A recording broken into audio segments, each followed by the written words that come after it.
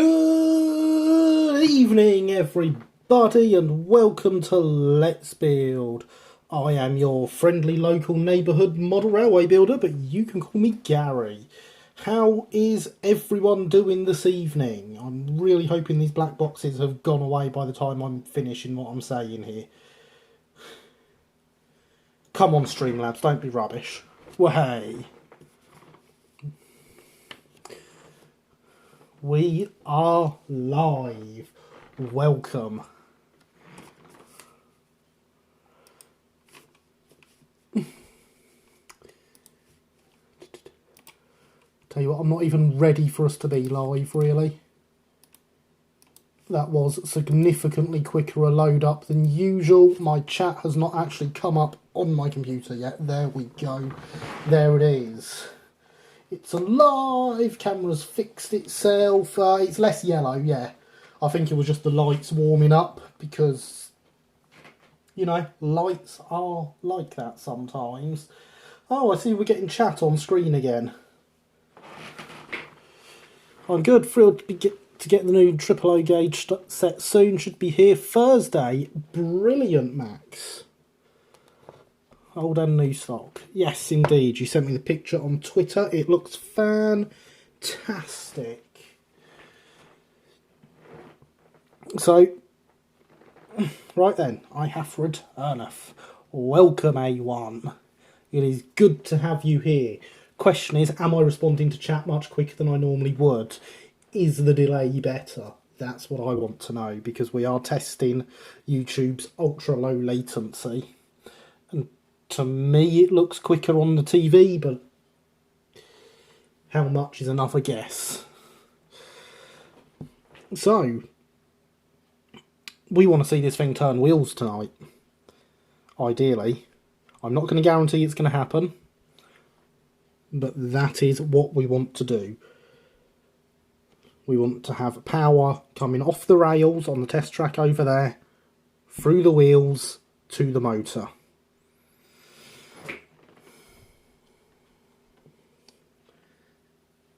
Whether it happens is a completely different matter. So,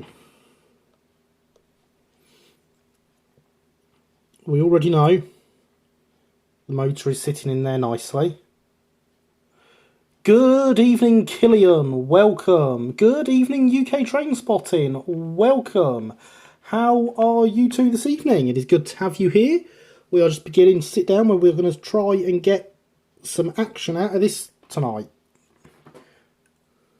Doesn't look like much at the minute, I know, but most of it is there. We have pickups for the drivers. We have the drivers, obviously, and axles. We have a DCC chip that I'm hoping the wires are all going to be long enough that we can route them nicely and not have to put any extensions in. Fingers crossed, might not be possible. I do have wire here in case we need to do that. The wrong colours, but it's here. That's what matters. I need to take that down off that light. That's not a good idea to have that sat up there.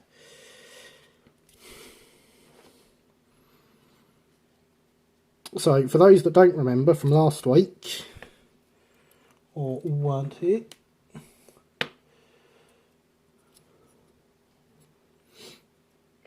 this pickup block will sit in there to the other side of the brake gear, attached onto this plate. Good evening, James. Welcome to the stream. How are you this evening, sir? It is good to have you with us. We are hoping for less of a delay than normal. Good evening again, UK Train Spotting. How are you this evening? How is everyone? I hope we are well. Do we have our own projects going on? Please do let me know. That is what this is all about after all.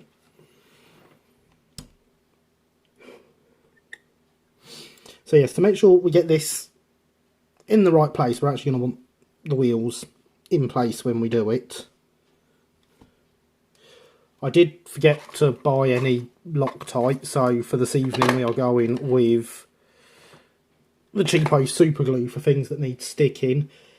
That will be replaced with Loctite at some point in the future. Please do remember Loctite. I'd further out that sucker is building that kit. So much marketing track. I overload. More Minecraft. Good, thanks yourself. I am very good. UK train spotting, thank you. But yes, I was saying, we are testing the low latencies. There's hopefully less of a delay between me seeing your messages. No project this evening, staying with my parents, some distance from the railway shed. Fair enough, James. Working on my Caledonian bash. Oh, very nice, Harry. Very nice indeed.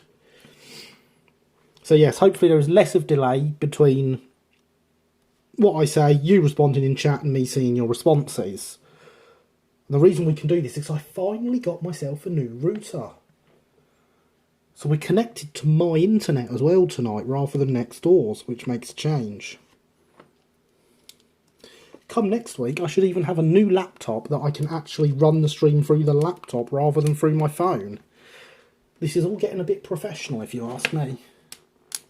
Another random question, which trains DLC would you buy but don't have, just in case, LOL? Absolutely no idea, A1. I have no idea what's out there, to be honest. I'm in a good mood, tiny bit of anxiety, but 95% good. Anxiety is never good, but 95% good is good. The only thing I will tell you, bought Backman Manor, £50, brand new. Excellent, very nice. Don't have any projects right now, JH in the way. Couldn't tell you. Anyone, I approve of good connectivity. Indeed, James, indeed. So, yes, the only thing I can tell you, A1, is I do have the i3 for trains. I do have that. I'm not telling you what I don't have, though, because I'm well aware that it's a trap.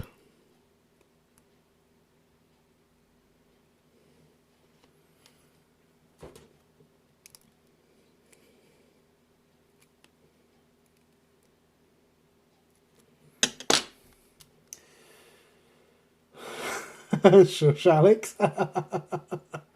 Yeah, I wish I could buy brand new locos for 50 quid. Even when I was the most regular customer in the model shop, I couldn't get those sorts of deals. It's an incredible bargain.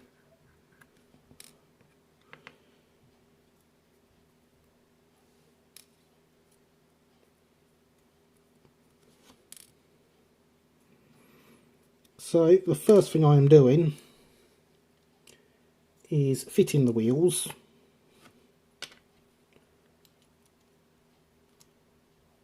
So that I can line the pickups up correctly.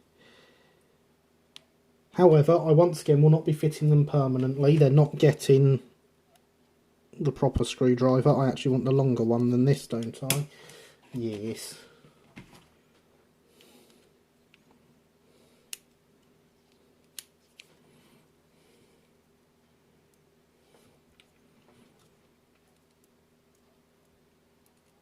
Because obviously they will need to come off again for the chassis to receive a coat of paint.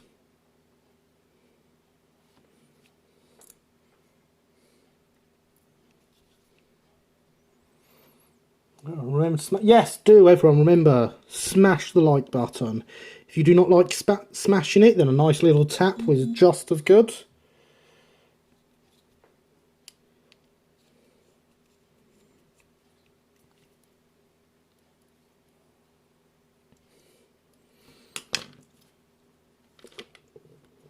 The like button likes your attention.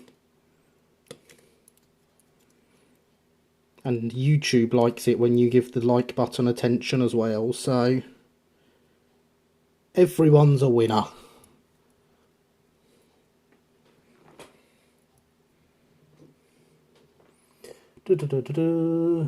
However, I did buy an SL Monster restaurant car the other day, £48. Wow.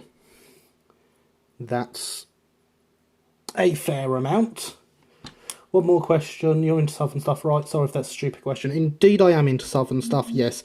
Pre-grouping Southern stuff quite specifically. A1. I may be commenting on my phone soon.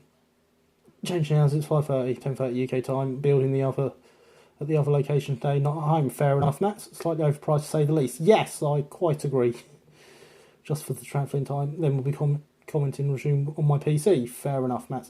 Like button gently depressed. Excellent. Thanks very much, James. Much appreciated. Yeah, that's a very expensive restaurant car. Alex, can you break your rule for me and head over to Twitter? Because Matt is sending messages in the group chat. I may have dropped a link to this in there when he said something.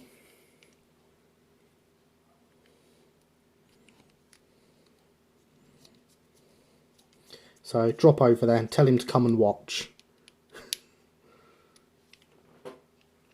Or at least, you know, tell him what it is I'm building. Because I think I saw him asking if it's the i3. There's much to be said for pre-grouping Southern stuff. Indeed, James. Yes, there is. That's not right. That's probably just because the wheel's loose, to be fair. Because they are extremely wobbly when you don't put them on with a proper screwdriver.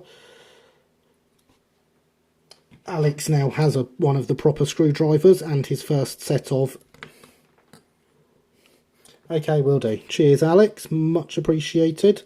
Alex has the proper screwdriver along with a nice set of Romfords, so he can confirm that when put on properly, they are good.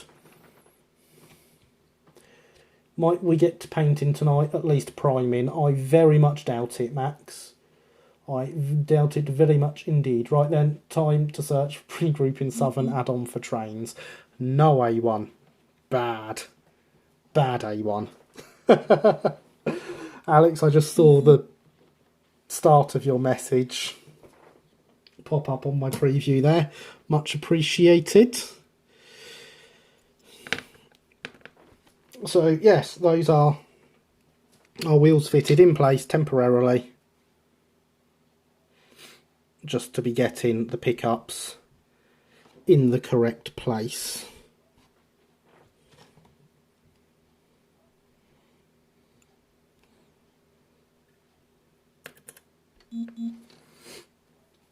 Now these are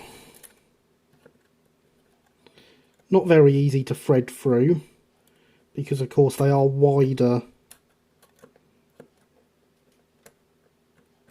than the chassis.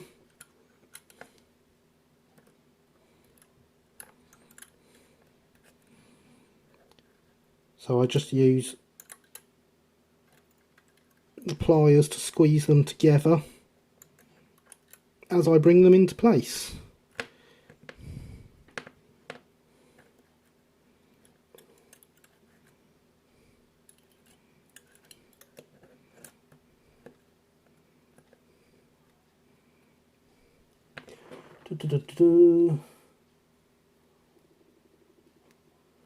Motorisation comes before painting. It certainly does.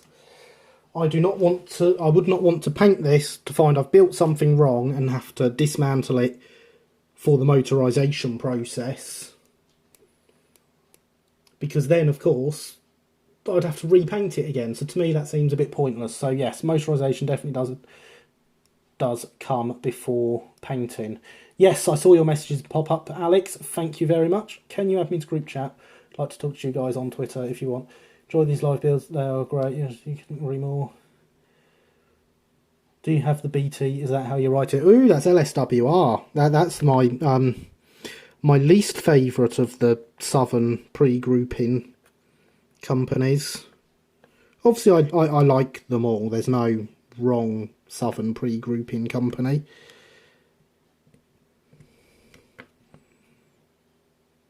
This seems to be sitting at an angle this evening. Ever so slightly.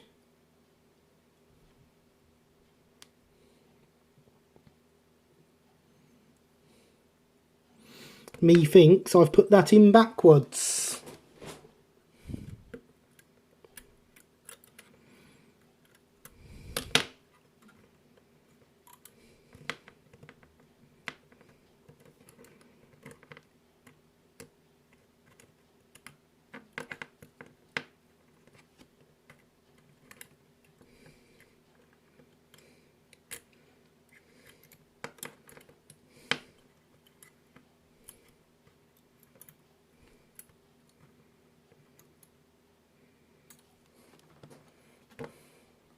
What's wrong with the LSWR? Lovely carriage, liveries, full 4As.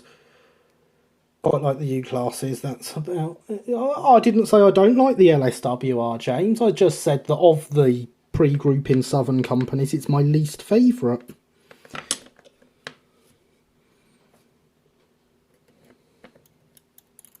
The Brighton obviously being the #1 company for me.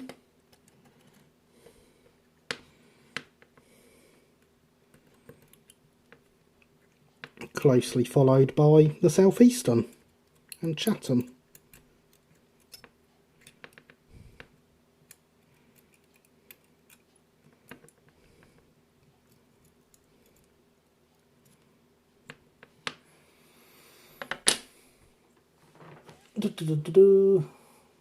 Backwards is suboptimal. Indeed it is, James. I think the rivet counters would be shocked to see what was powering these models you're building. I think it's fabulous for servicing purposes. That is one of the reasons I love it, Max. In fact, both of those things are reasons I love it. Shocking the rivet counters and ease of servicing. Yes, that looks better. That's the way round it's meant to be sitting. I'm sure of it. That looks much, much better.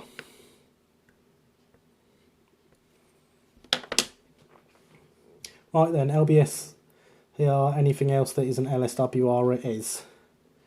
I didn't say I didn't like the LSWR, and I'm not telling you what I do and don't have. Notice I never said that I don't have the BT, for example. Southern has some excellent constituents. Yes, it did indeed have some excellent constituents. I'll get you the name of that VHS tape tonight. Keep forgetting. Not a problem, Max. Will be good to see it when you do remember, but no rush. It's a fair point. The LSWR is a delight, but so is the Brighton line. Indeed. I mean, personally, I'm a fan of the improved engine green livery, but even the Umber, which is obviously my least preferred livery, is still one of the smartest liveries out there. GWR for me, well, I mean, no one can be perfect, can they? UK train spotting. Brighton line gets a good mention in The Importance of Being Earnest, so it's splendid for that reason too.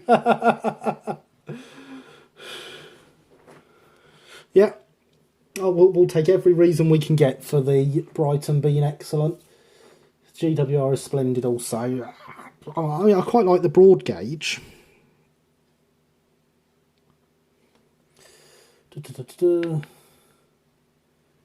Great West Main Line to Cardiff electric wires being tested on September the 13th. Awesome. Much to be said for electrification. There is indeed. Both good and bad. So, as I say, this will be being replaced with Loctite in the future for both the pickups and the cog for the drivers at some point. I've had a bit of a rushed week. Forgot to buy any. Are there SECR engines in trains? Probably another stupid question. It is a stupid question because I'm not going to answer it, A1. Yes, broad gauge GWR was great after that though. I hate the 800s. Sat down here on the south coast, I've never seen one up close to have any opinion of them. So yeah, I'm gonna use a tiny bit of super glue to hold it in place for now.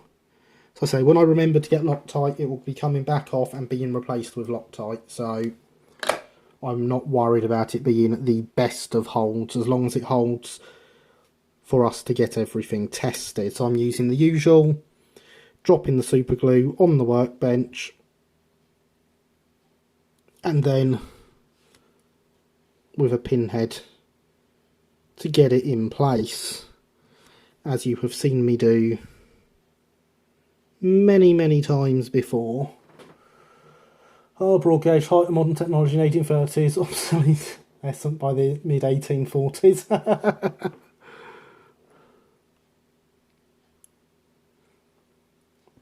The only thing I like from GWI is their variety of double framed engines. So yeah, I only travelled on one once. It wasn't too bad. Broad gauge way forward, too much standard gauge been built. Oh, okay.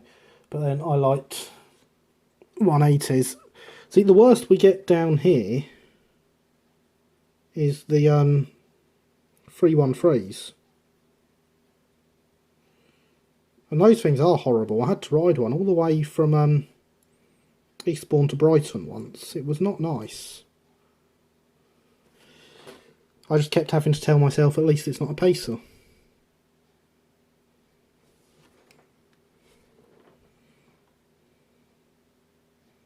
What's worse, I even know of people that like pacers.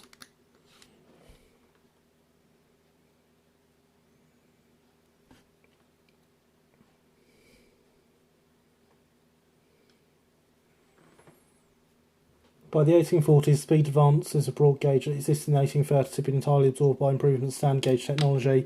The ideal gauge would probably have been the Irish 313s. Ick. Indeed, James. They are horrid things.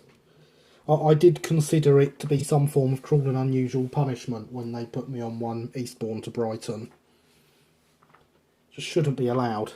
Now I'd like to take this moment, 20 minutes into the stream, to remind everyone. Hydration is very important, especially if you are currently in the UK where it is extremely warm. Make sure you are staying hydrated.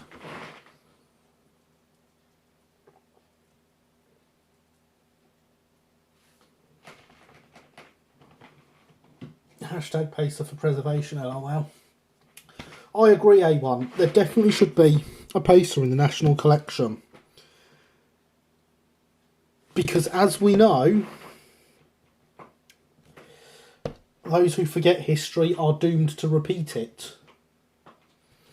Pacers are literally the worst thing to ever grace Britain's railways. Pacers have a sort of eccentric false bust charm to them at least. It's not a false bust charm though, is it? They very much are buses.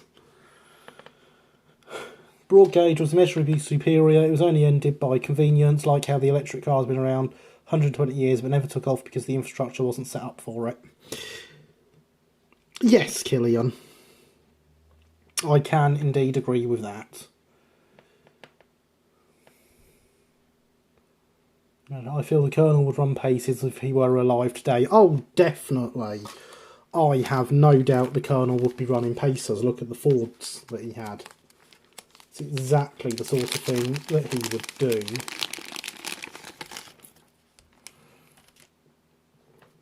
So, DCC chip. It is the same.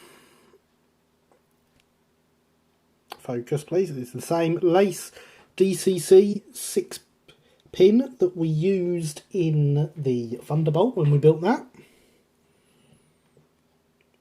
No socket, just a wiring harness, which is obviously ideal for situations such as this where I'm hardwiring.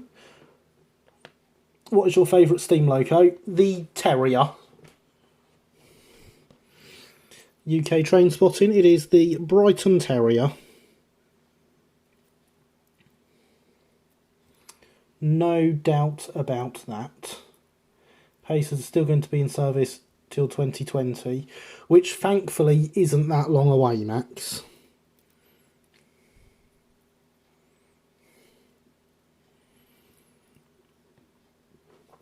So we have the front of the loco there. We want the red on this side.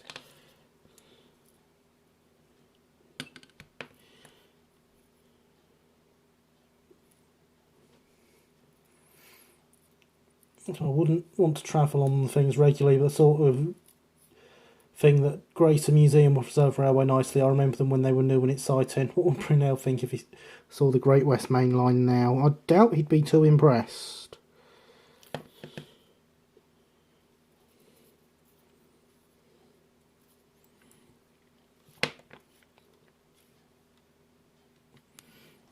There we go. So on this, I'm going to leave as much as I can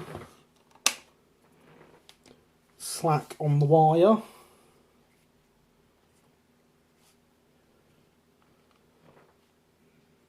So that I can remove the pickups when needed, because they'll just need to lift up a bit so I can sort them out, and so that I can find somewhere decent for the DCC chip to sit without putting any strain on the wires.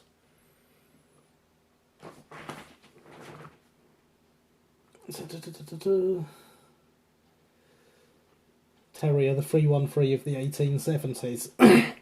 No, you'd have never seen a Terrier on the Eastbourne to Brighton run. He was literally running bus conversions, then Pacers are practically copying him. Exactly, Killian, exactly. If I went to Preserve Railway and my train was a Pacer, I'd go home. Be intrigued by what electricity is like to bed? He probably would, yes. Do like Terriers and satisfy that all his bridges were still going. So I was thinking. Stepney's a fabulous and famous example. Indeed, Max, Stepney is a fabulous and famous example. My hometown also had a terrier named after it, so that's a plus as far as I'm concerned.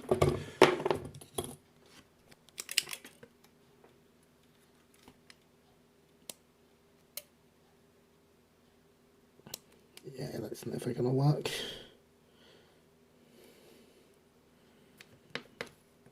I do not like stripping these decoder wires because they are thinner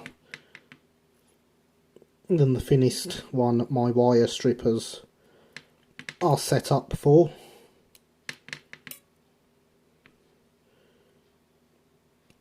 And I often end up accidentally cutting the wire a couple of times. But this time we've got those two okay. Who wants to see a Terrier do 80 on the East Coast main line? That would be an interesting... I mean, just seeing a Terrier do 80 anywhere would be interesting.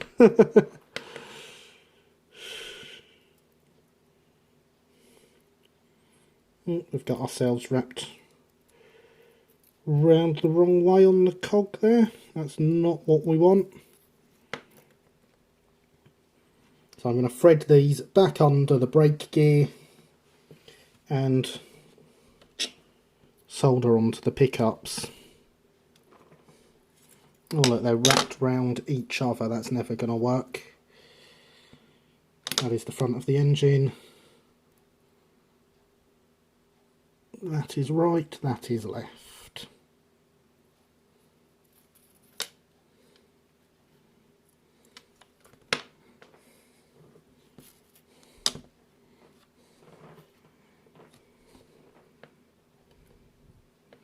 No, you don't want to be going out that hole.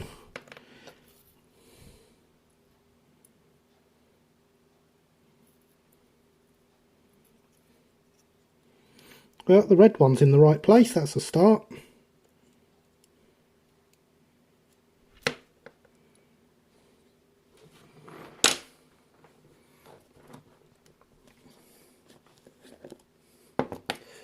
Guessing you live near Brighton, or at least the south of England. Yes. Reasonably close to Brighton. Not even joking, when I was at Butterley yesterday, it's Pacer tight on the siding. I wanted to go and burn it as a ritual sacrifice to the railway gods. Wire stripping, a universal wire stripper, it's a delight. I recommend it heartily.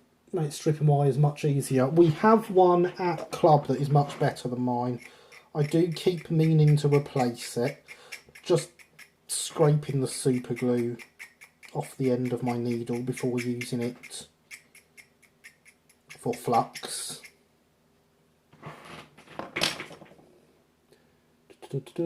Doubt Terry can manage 80 kilometres, let alone 80 miles. I quite agree, James. Pacers get a lot of hate.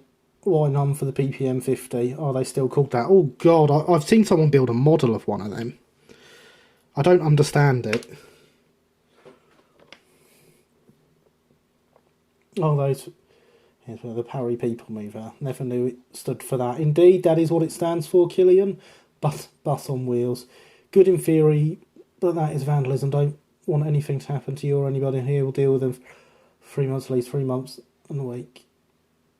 But yeah. When Was there ever a bus not on wheels?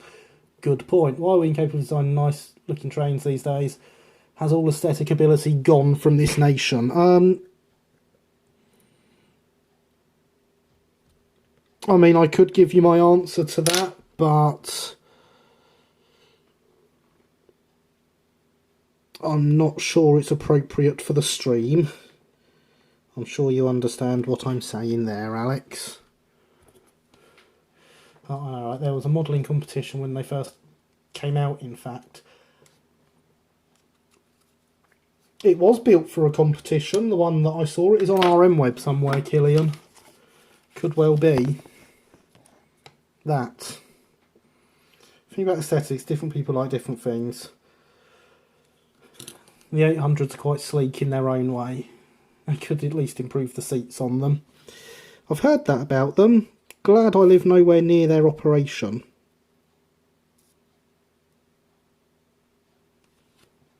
There we go.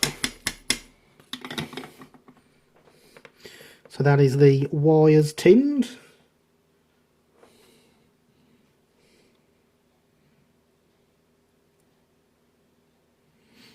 I don't know why I'm putting more flux on there, because I'm going on to these centre ones anyway. No, like ironing boards. Oh, fun. Better trains will be arrived soon, Alex. That one will hopefully much more comfortable. Amazing how 21st century design can be so uncomfortable. Indeed it is.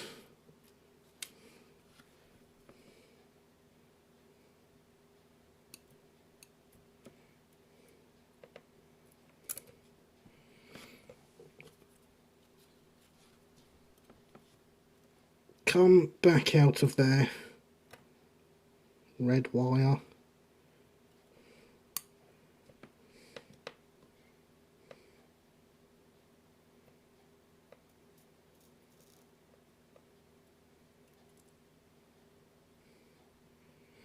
Oh good, we moved the pickup. That's what we wanted, wasn't it? Yes.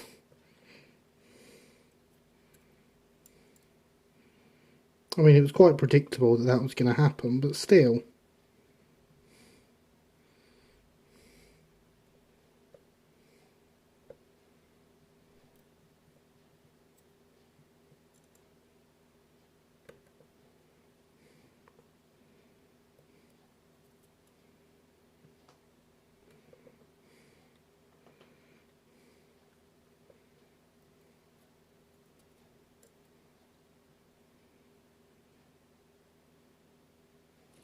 There we go.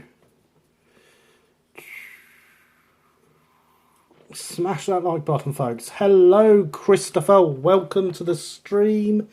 How are you, sir? Where we are testing the ultra low latency setting on YouTube to try and get less of a delay. It would probably show more if you weren't halfway up the page before I was reading that. Actually, pace would be 20th century. They were built in the 70s or 80s. That's a very good point, Max. If you're not the 800s, Max. Bring back the good old days. LOL. Okay, Talia, not bad thanks. Sort of discomfort is what happens when the state is allowed to control the railways and franchises are awarded on basis of which company pays the state more money. Not what will give better service. Very good point, James. Evening all. Good evening, Linny. Welcome to the stream. How are you this evening? It is good to see you here. You could try using different solder temperatures. 188, 145. I could indeed, James. That would make a lot of sense. But when do I do things that make sense? Evening, Gazelle. Now there's a nice small engine, little known fact, actually designed by the GER. I did not know it was designed by the GER, although it is a nice little engine. I've seen that modelled in Double O as well. Hello, Linny. Hello, Linny. GER design Gazelle. Had no idea. See, but we're in the same boat there, Alex.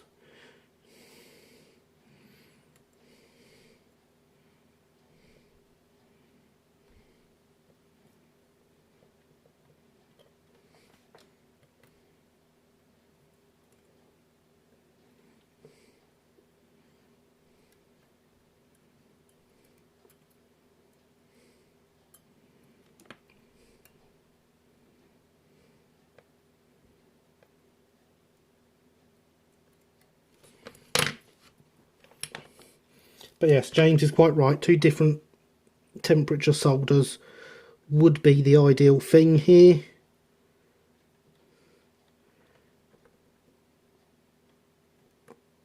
It would certainly be the sensible way of doing this. But when have I ever been known for doing things the sensible way? Okay, we look to be all connected and all happy. We should now, in theory, be able to get power to the DCC chip from the track.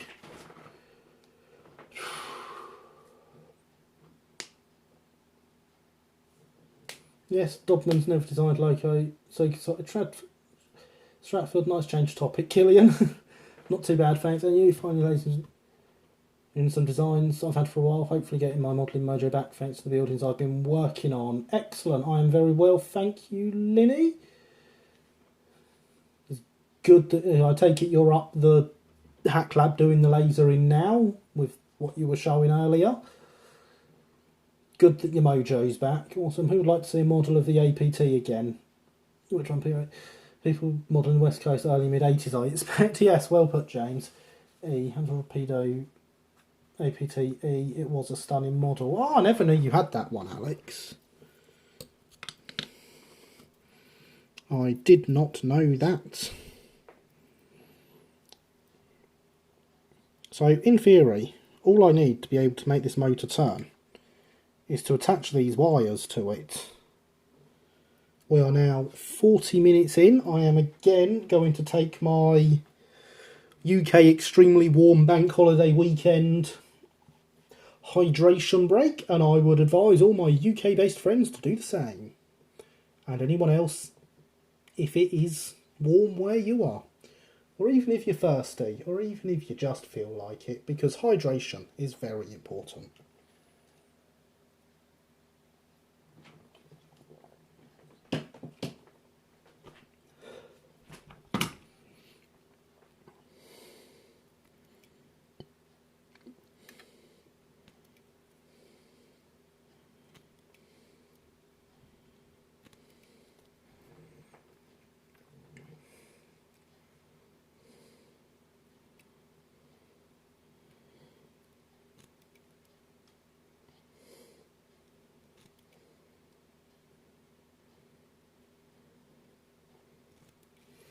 You know what? I'm going to put the weld into HD so I can actually see what I'm doing.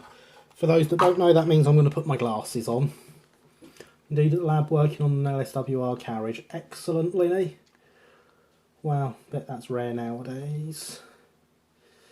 Yeah, prove the LSWR carriages. I have green SECR. Yeah, only for a whole 3 weeks until the Great Purge. 42 foot, 3rd floor. Now, C-Class. All very nice. I want one of the new C-Classes that's coming, but I haven't actually redone my pre-order since Hatton's cancelled it yet. I have a glass of water in front of me. Excellent, James. RC, one of the finest models ever made in RTI. Indeed it is, Alex. Do brake third, probably a Tri-Compo too. Excellent, Linny. Nice, more rest of your harsh rate, they are quite rare now. SWR, yes they are. I've never parked mine. Right then, after researching through the web, and I'm for you search for U7 LSWR stuff and the N7. I told you, A1, I'm not telling you what I do and don't have.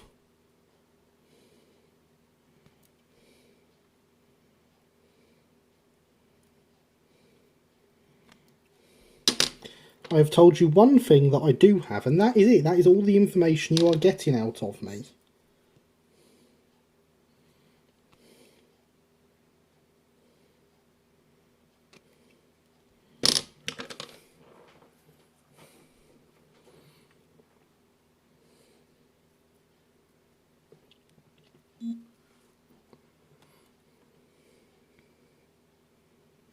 There we go, that is these wires stripped and fluxed.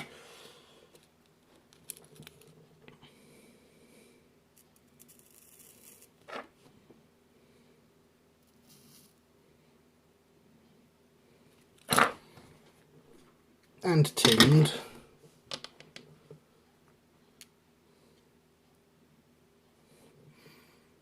Now, long term, I will probably remove these and put some small brass fillets in here with these soldered to them.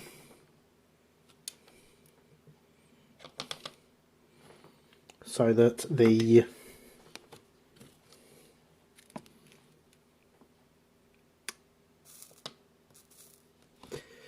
actual bushes are easier to remove and replace.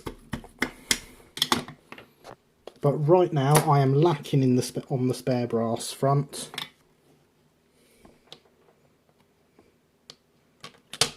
Oh, that's not good. Do not want the soldering iron getting pulled down onto the magnet and melting everything.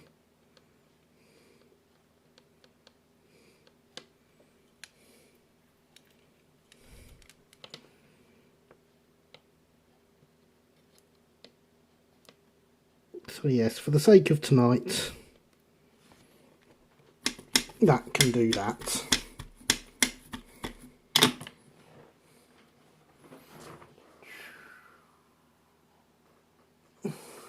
I'll take that as a yes. CA1, we're wise to you now. Exactly, Alex, we are indeed. Expect some soldering is about to happen. Indeed, James, it was. Bonjour, hello, Will. Welcome to the stream. How are you this evening? Bonsoir, howdy. Showed us a highly impressive terrier collection. I think this guy might be slightly interested in pre-group in South Eastern and Brighton stuff. Yeah, just slightly, Killian. Just slightly. Oh no. Hello, Will. Hi, everyone. Just stopping in to say hi, all. Hello, Sparky. Good to see you. How are you this evening? I hope you are well. It is very good to see you all the way from America popping in. Just wee Ben message. Hi again. Nice to see you here. Hi, Sparky. Now, I for all those speaking alive and tired, fair enough, Will. For all those speaking what I assume is French, I would like to point out to everyone I am not bilingual. I did not do very well in languages at school. And the chat rules do actually state please speak English.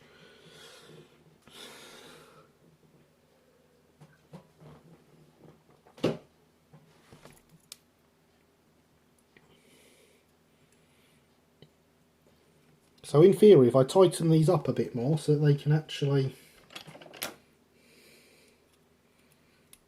touch the pickups all the time rather than just some of it.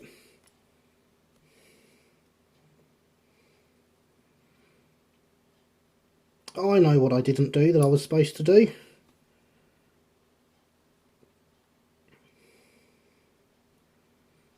I was supposed to put some insulation on the inside of this chassis. But I've not done that. I'm not putting that on the track until that is done. I know the controller will just short out and keep it safe for me, but that's not the point.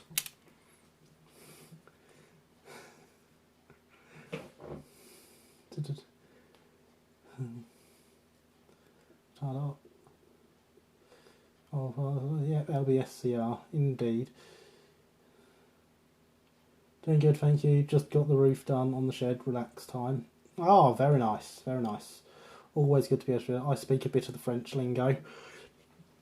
I have tried several times to learn both French and Spanish. I am terrible at it.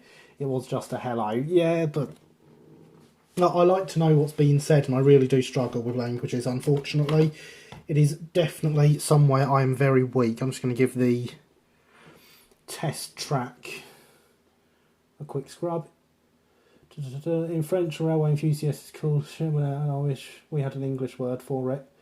Got a class 37 Europhonics. Oh, very nice. Generic fizzy black diet drink with a red label. No, generic fizzy black sugar-free drink with a red label. Nice. I have blue box, class 37. Short circuits are suboptimal. I like nice long ones. Indeed, James, I quite agree. Long SO cars and camo railgun. Oh, very nice. Very nice, Sparky. Spaniel. Yeah, I did try Spanish. I was... When we tried Spanish in Alex's chat the other night, that was really pushing my knowledge of the Spanish language quite far. And now Linny is speaking Welsh. None of you would be able to speak the language that I do speak. It is technically still English. I'm a bit rusty on my pronunciation, so we're going to leave it there for now.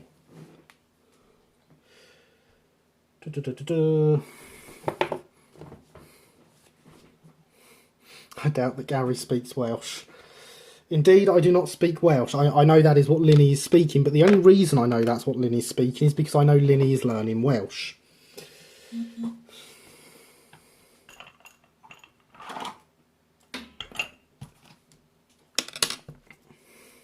So asking if he wanted to learn. I mean, I'm all for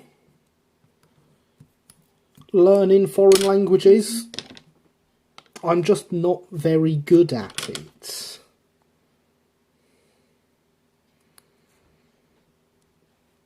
Again, the one language I do speak, which is technically still English,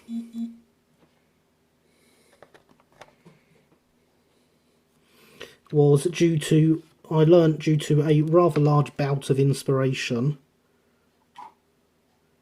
from a college tutor.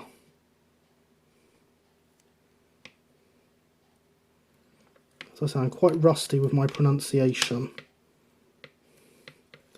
Although Alex can confirm I can still type it.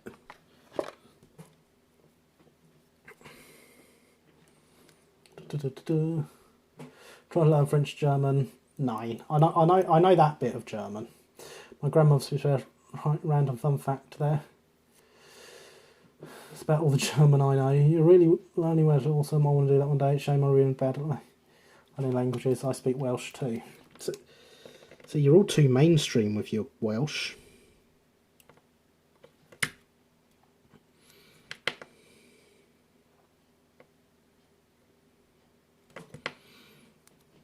Fun fact, when I went to Wales and was talking to a local, he was seeming very much like a Welsh nationalist, giving it all the, I don't know why they put all our signs in dual languages. Oh, we only need the one language on there. You know, I really didn't know what to expect when all of a sudden he piped out with, because no one blooming speaks Welsh. And I was like, oh, that's not where I expected this to be going. Okay. He was very upset by the fact that they put Welsh on the Welsh signs. Because he's never met someone that speaks Welsh, despite being Welsh and living in Wales. He thought putting Welsh on the street signs was a massive waste of time.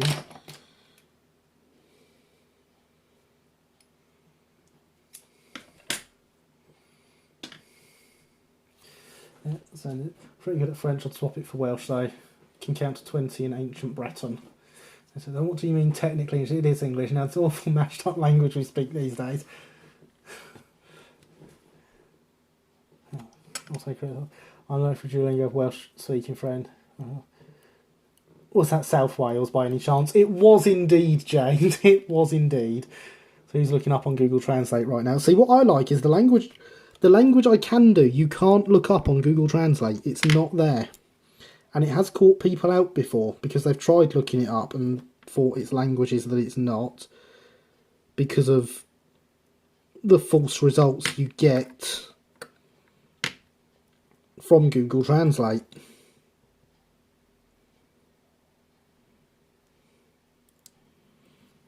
So if we couldn't guess, I am only temporarily putting this in here at the moment. I'll take the motor and everything off when I'm doing it properly, because I want to see the motor turn.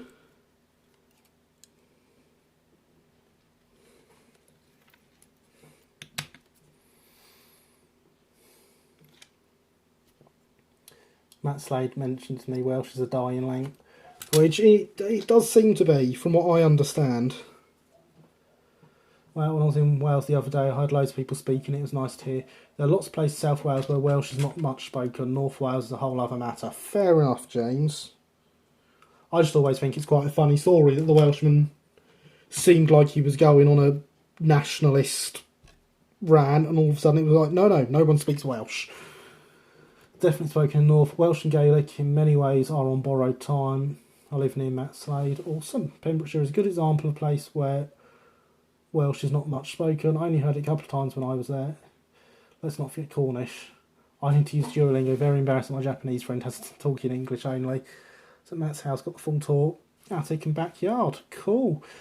It's English so common. Young people do not want to learn a language that's dying. I approve of seeing motors turn. Exactly, James. That is what we are after. Confirmation that it does that.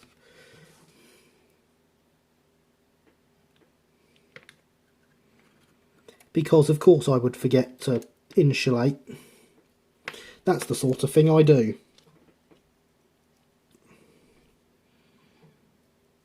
I'm sure Linny is very ashamed of me right now. Linny, who is very good at electronics.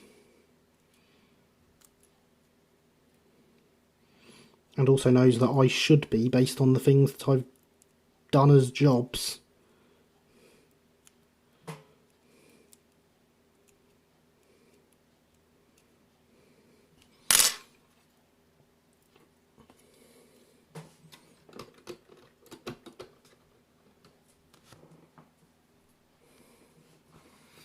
Is insulation as important as hydration?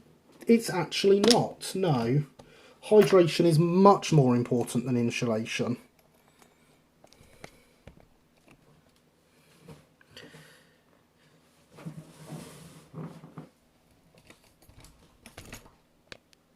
That is the full stretch of my boom arm that the camera is attached to.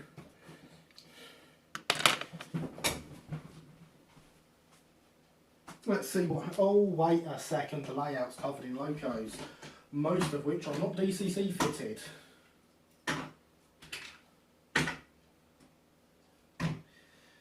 Because I am way too short on chips.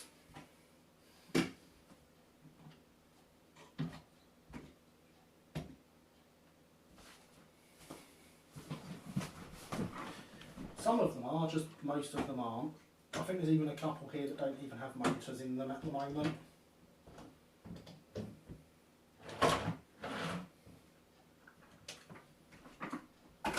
Not going to lift them all off because I don't have my list of what isn't DCC fitted.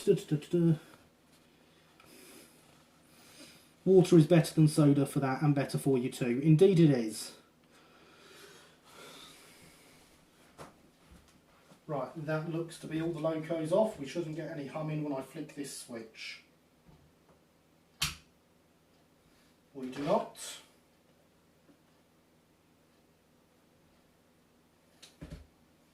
Well, I have just remembered I haven't actually flicked this over to the DCC programming setting. There's currently no power going to this. DCC programming, blank and live. Hi, I'm back. Just installed Malwarebytes computer. Premium version will be up within the month. Feel so much safer now. Excellent, Max. Excellent, excellent, excellent. Water is better for insulation, I imagine, if it's distilled. This is true, James. It is indeed. Well, time for dinner. I will leave this going. Help with your watch time. Have a good evening, everyone. Excellent. Thank you very much, Sparky. That is much appreciated. Enjoy your dinner. And thank you for coming. Right, let's flick this back on again and see if we get any short circuits now that it's on live. We do, it is still shorting out.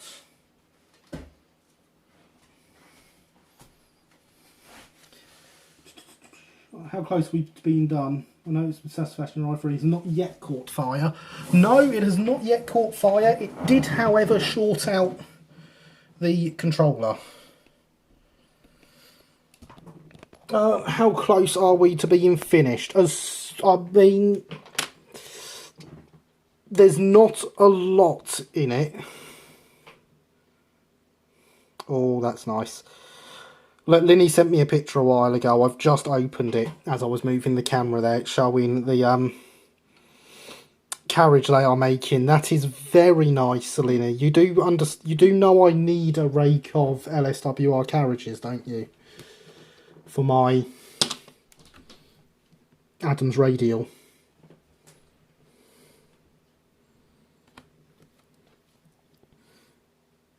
So somewhere along the lines here, something is touching the chassis. It appears we're touching here, but only touching in one place. Should not a short circuit make?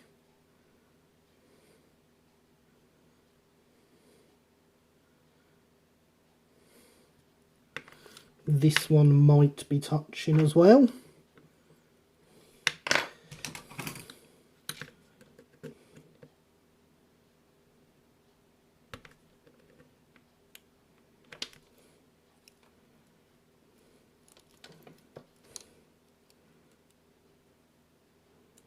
Well, it's definitely not now, so that will confirm that.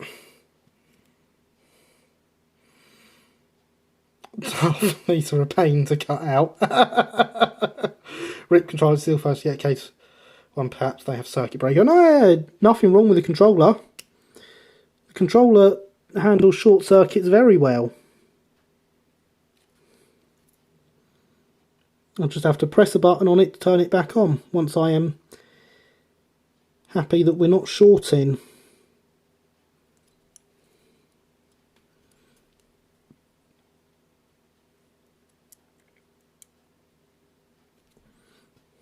The pickup looks to be clear, but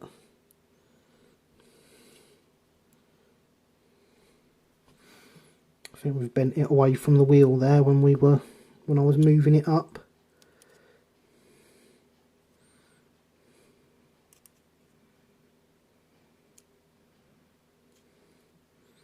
Which of course is not good, bending it away from the wheel. We definitely want it touching the wheel.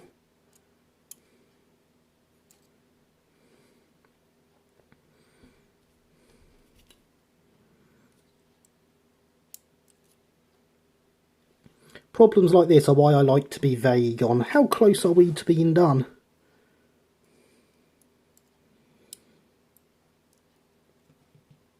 Because it really depends on everything going well.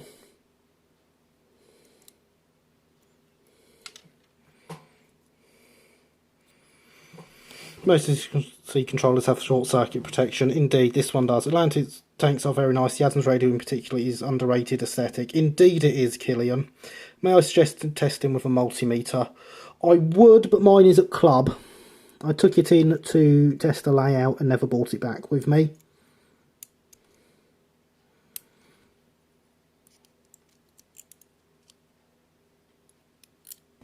So, unfortunately, that is not an option at the moment.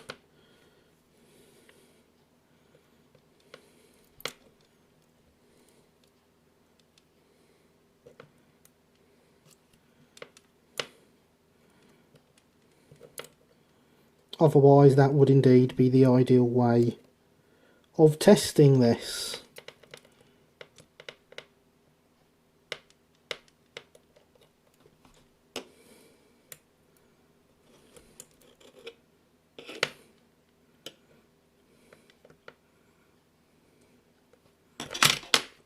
Don't fall over.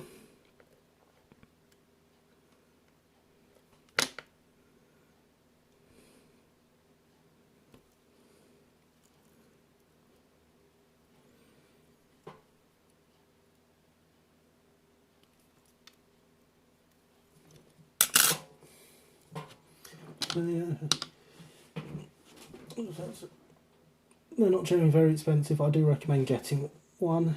No multimeter, do you mean? I had one train show a few months ago, $5. I looked out, should have bought it then. Yes, multimeters are very, very good, very important bits of kit. You should definitely have one. There really is very little excuse to not having one.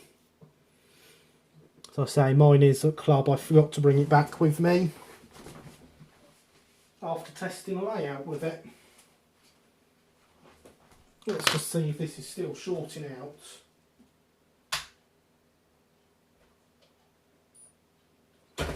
Yep, it is.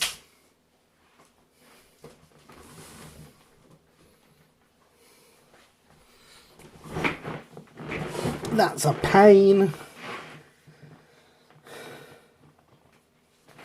And since club happens on Monday evenings, for some reason, despite being a very informal circle of friends meeting to play toy trains, we don't meet on bank holidays. Tomorrow being a bank holiday, I can't even go, and I'm not even going to club this week to pick up the multimeter. So I shan't have it back by next week either, which is a pain.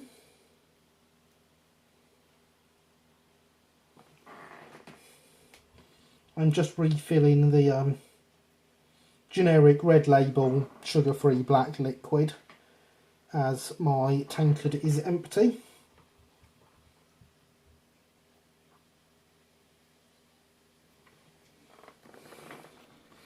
You could try turning it on without the i3 to make sure the i3 really is the problem. That is a good point, James. I really should do that, because there is actually a rather large amount of wire running between the controller and the workbench.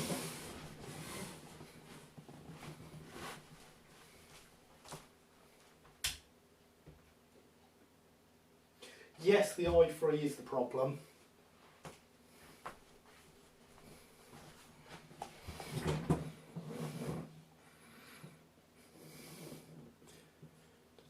Otherwise known as possible flux. Yes, James. Tropical storms down south, feel bad for them. Oh, yes, definitely. So if I put this back on... Right, there is a short connected to the back drivers, because I only put the back drivers down there. Is there a short on the front drivers?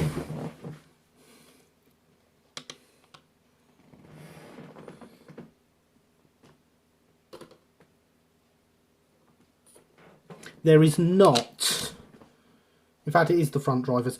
It is this set of wheels that are shorting out. These ones are not shorting out.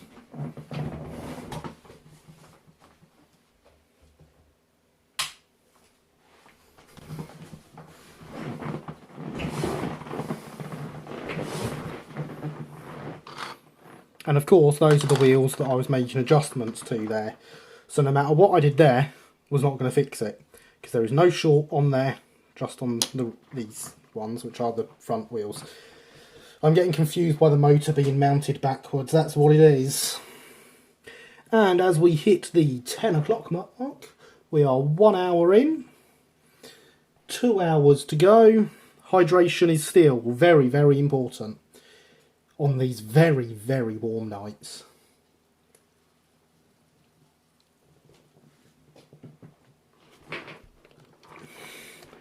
Splendid elimination, insulation gone rogue. It looks like the insulation is doing its job. But yes, splendid elimination indeed, James.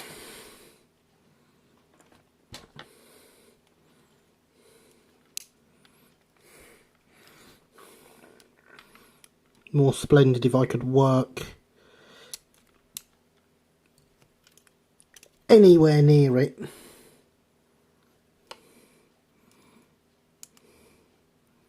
Without my pliers.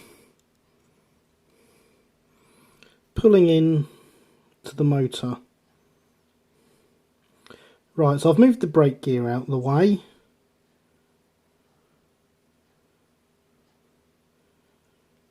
So that's definitely clear. It didn't look like the brake gear was touching anyway.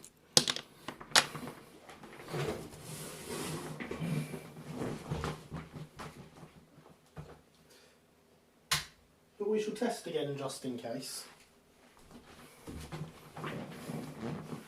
Nice new magnet in the XO4. Yes, it is a nice rare earth magnet from First 4 Magnets. High performance, so strong they come with a health warning.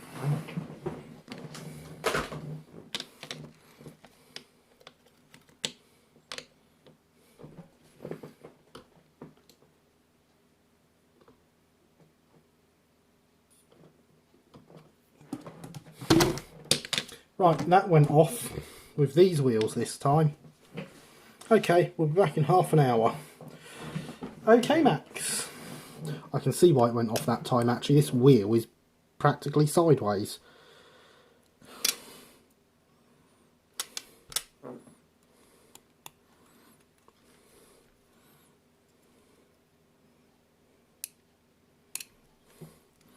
This, of course, is why you do tighten them up properly.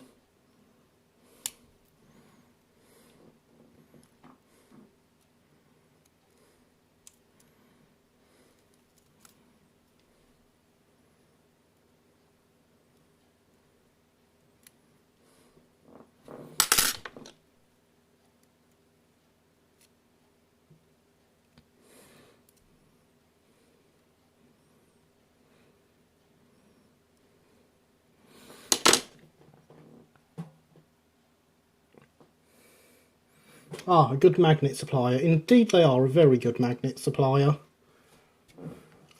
Changed my mind about commenting on my phone too fiddly. Fair enough, Max, I can't say I blame you at all. I do not like typing on my phone. Right then.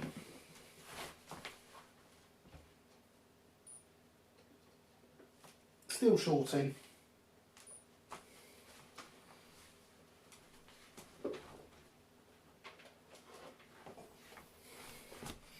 I can almost get the controller to the workbench, so as long as I leave it on,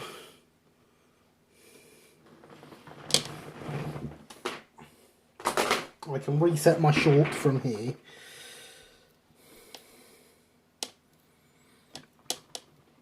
So let's confirm that as this wheel set.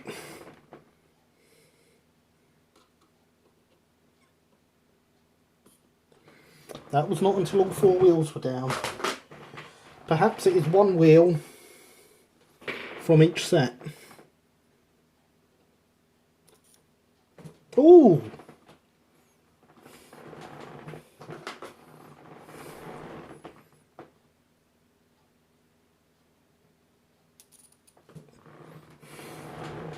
That didn't actually cut out that time. But that was impressive. Did we see that? Out of interest, what controller do you use? Usually, I mean, for most of my layouts now, I have controllers that were actually built by me from Arduinos. For the workbench and Oak Hill itself, I have a Lens LH100, which is the handset with all the buttons.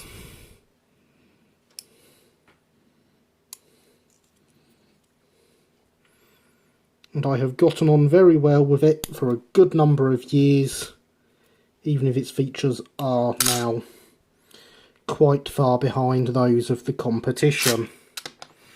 It's very sparky. It was indeed.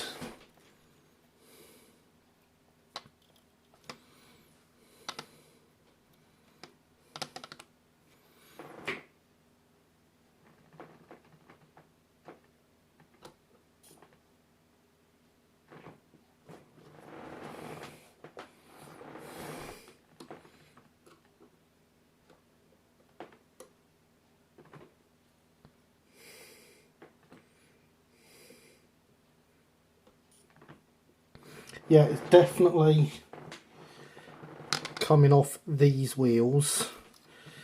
I've seen the one with all the buttons. That's a lot of buttons. It is indeed quite a lot of buttons. Surprisingly straightforward to use though. And it is very good for programming.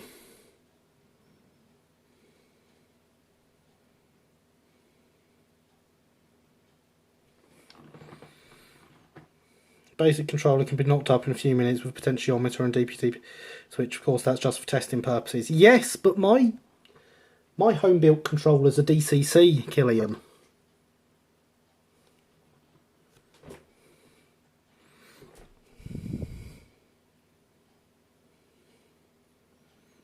So everything I do is digital.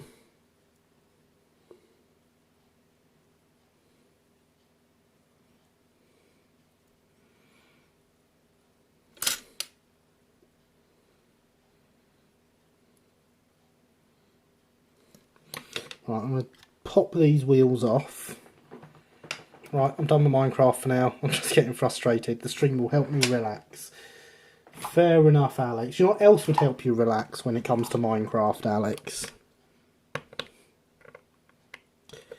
Be if you had someone on there who could play with you to help you along with it, with whatever it is you're doing.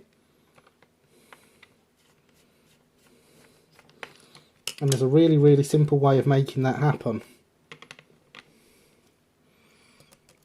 Don't know what I could possibly be hinting at.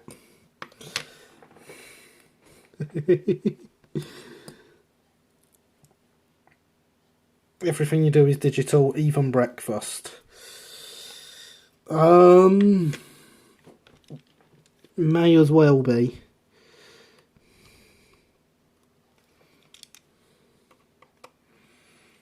DCC is electric witchcraft for me. My layouts are wide as basic. It's one built 50 years ago. Oh, DCC is definitely witchcraft. I have no doubt about that. But to me, all electronics are witchcraft. So DCC being witchcraft is fine. Now there's a bend in the frames here, so I'm going to take the motor off and see if I can straighten that out.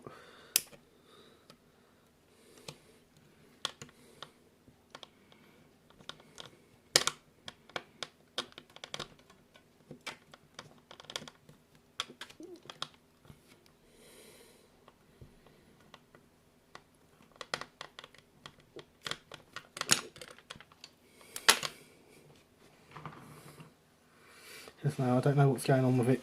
Twice now I've come back to somewhere and a bunch of random blocks have vanished. Relogging doesn't help. They have gone. That's very strange, Alex. Very strange indeed. So yes, there is a bulge in the top of the frames here. From where we were cutting, obviously.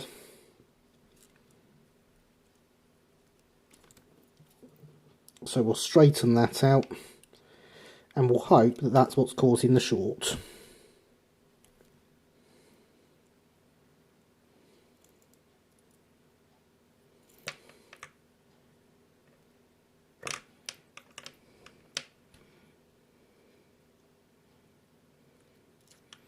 Because there is no way that the pickups are touching the back of the chassis.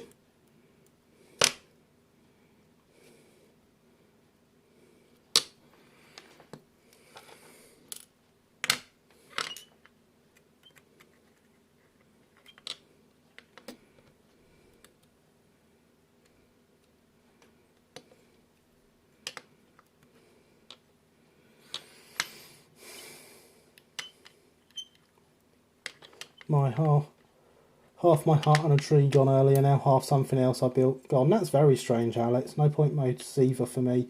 Just 2 wires, no such problems. Hank on days stream or right now after researching the other side, I'll keep researching later. I'm just gonna watch the stream. Good idea, A1. Very good idea.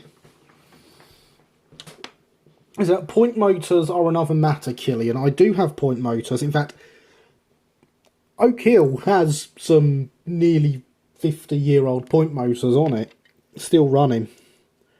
My point motors are not digital on Oak Hill.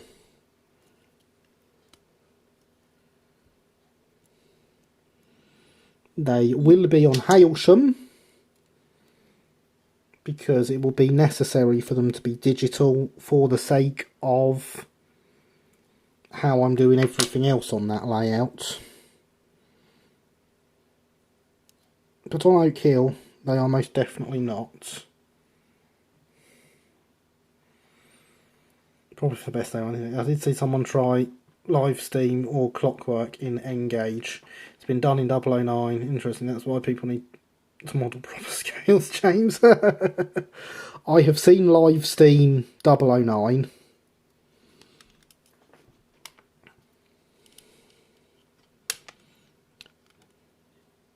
Now, one of these was quite close. I think it's this side. Quite close to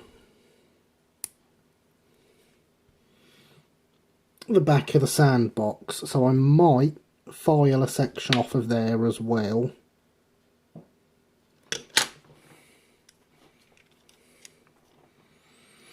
Trouble with large scales is that one needs an aircraft hangar for a decent sized layout. Indeed, James. Indeed, Brunel would model gauge 1 or bigger. Yeah, but that would just be for his 4mm scale stuff, would be on gauge 1 track. So you say about needing an aircraft scale for an aircraft hangar for the bigger scales. We do at Club have an O gauge layout that is 9 foot by 2 foot.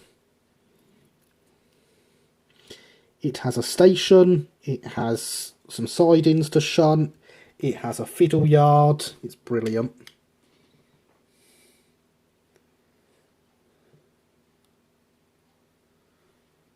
You can fit a very good sized 00 layout in a normal room. I certainly do. Oak Hill's in my living room.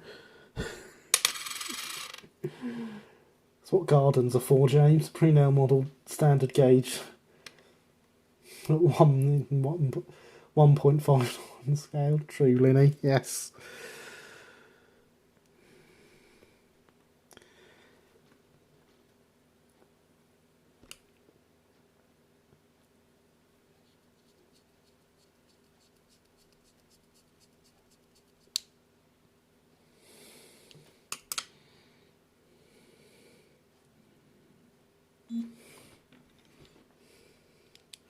It is indeed this side. It's a bit close.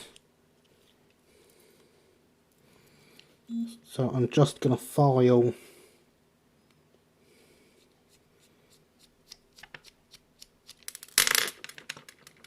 the back off of it. Just very slightly.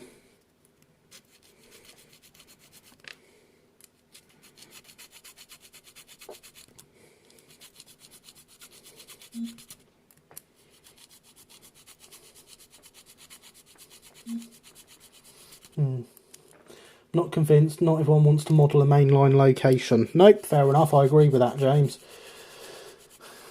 I've shed 7.2 metres long internally, fit stations, some carriage sidings in N, not much more.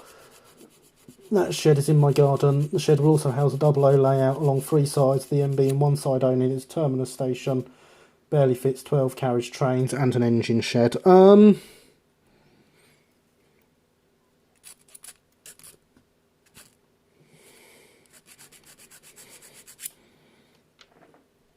Yes, that's quite a large shed. I mean, my Hailsham layout, the only video so far went up over a year ago. There's another one coming. It was supposed to be filmed this weekend, but stuff came up that prevented it. Is a secondary mainline through station in 00 with fiddle yards. It is 23 foot long by 2'6". I do not think you could do it or similar any smaller than that. Right. Oh, for goodness sake, we can't take that much weight on those cables.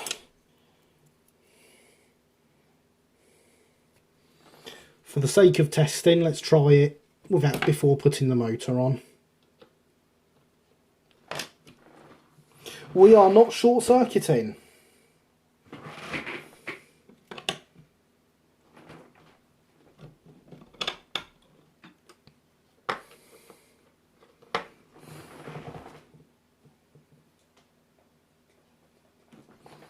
We're not making the motor move either. But we're not short-circuiting.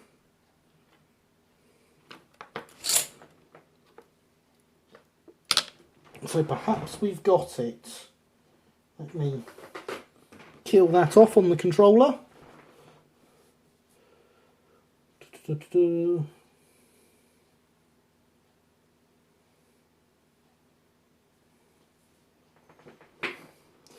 And a name shed. One cannot get a double O gauge model of, say, Bristol Temple Meads in that shed. Branch line locations, much smaller space to suffice. BTM is a large station. I'm a fan of mainline locations. Watch Model Town. There is a layout in one episode where someone modelled a double O section of the S&C, which could run near prototypical length trains in a tiny box room. Can you... That sounds very interesting, Alex. I'd like to see that. Indeed, real railway locations take up a lot of linear space. Yes, they do, James. Even fairly small ones. Yes. This is why I like N-Gauge. I would prefer N-Gauge if I didn't need these to see double O properly. To model the whole of such a large station, in my mind, would be madness. Anything larger than N, and frankly, I've been doubting the detail of double O. Fair enough, Killian. Excellent. I approve of not short-circuiting. Woo, no short. Exactly. LNR 1946. Hi all. Hello, LNER 1946. Welcome to the stream. How are you this evening? It is good to have you here. My N-Gauge layout is intended to be in the stash of Oxford did cut, and that just about fits. Oh, that sounds brilliant, James. N-Gauge way too fiddly. 009 is just about doable for me. Yeah, as I say, my problem with N-Gauge is being able to see it. Other than that, it's wonderful.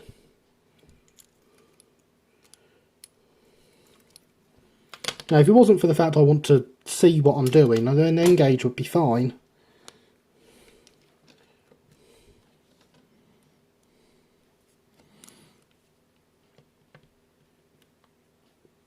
Now comes the tricky part. Getting anything in place with this magnet.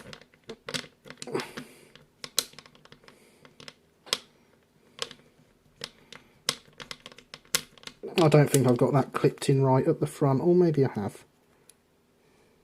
Yes, I have. I thought I was sitting on top of the clip on one side there.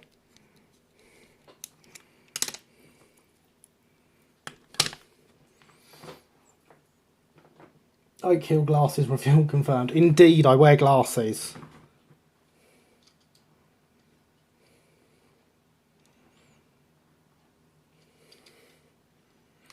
And I can also confirm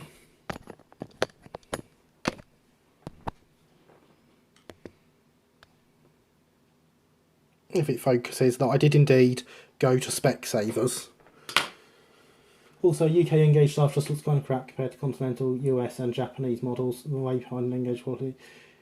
Okay, it should be, once I've actually built it, I'm still trying to set up the electronics in a small matter of track.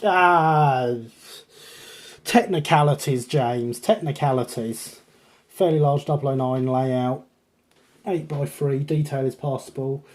But I do 16mm2 to get good detail on the narrow gauge. Very nice, Killian. If you ever decide that you no longer need an 8ft by 3ft 009 layout, Killian. I mean, I'm always here. I've been known to rehome layouts.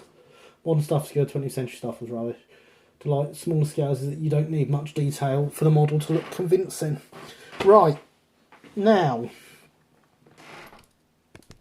the question is putting the motor back on going to cause us a short?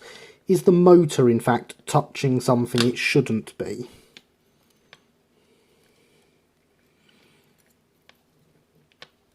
We can sort out whatever, it's obviously just a pickup problem for it not running. I'm going to call that now.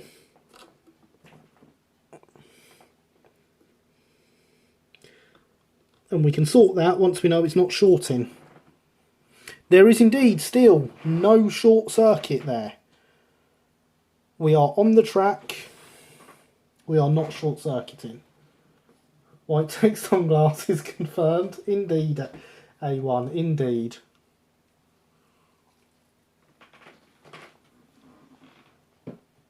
Can't agree, James. Having worked in a shop where I handled Engage a lot, I was not impressed.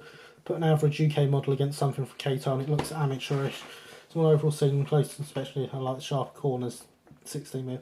Tristan, haven't seen much Kato stuff. What UK models you're looking at are not so good. I'll tell you what, actually, James, having comparing UK stuff to Kato, there is a definite difference in detail.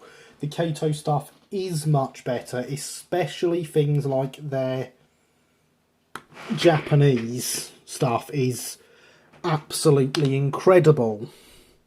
Christopher, are you still there? If so, engage discussions involving Japanese Kato. He has just got a D51 from Kato and it's absolutely gorgeous. But at the same time, when I'm with my model club and we are exhibiting the Engage layout, one of the people from club brings along, or one of his logos is the latest Grange. I can't remember whether it's Farish or Dapol. I don't do Engage, so I don't normally need to know these things. And it is an absolutely stunning logo for detail. And it does look brilliant, but yeah, it has nothing on the Kato stuff.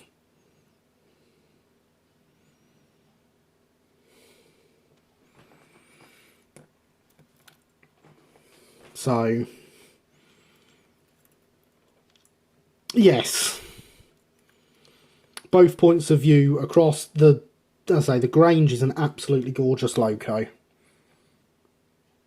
It does have a lot of detail, but it is, as Alex says, nothing compared to the Japanese stuff coming off of Kato. So the latest merchant navies and Duchesses spring to mind. Interest my Engage model. It's not Steam, so perhaps that's the difference. It could be, James. Kato Japanese D51 Steam logo, genuine work of art, blows any UKN logos out the water. Yes, it does, Alex. I've heard good things about Kato. Kato going into the UK market year after next with the 800 class. Yes, they are, and it will be great when Kato enter the UK market. Looking forward to their New England. They're looking to set a high standard by all accounts. Indeed, so am I. It would be nice to replace my Ertl Bash. Little England's a double file. Thank you, Alex. It's pure beauty. Indeed, in 009, those will be splendid. Yes, they will. The fact Kato doing 009 stuff is brilliant. I could not be happier. Small England, Alex. Little England's a very different logo. I get the two confused all the time, Alex. Don't worry. It's probably me calling it a Little England all the time that did it. Oh no, that's not what we wanted. That's not what we wanted at all. This is why we will be using Loctite and not Poundland Superglue in the long run. However, for right now, there is indeed a pickup issue. They're not quite reaching out to the wheels like they were last week.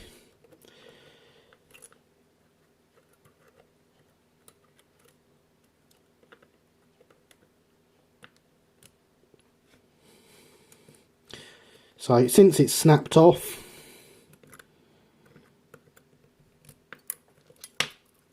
I'm going to slide it forward.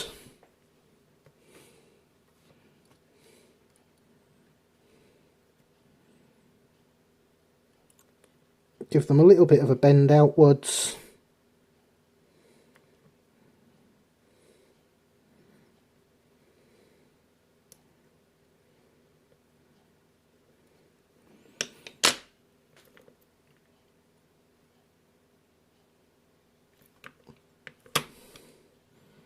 And then reattach. So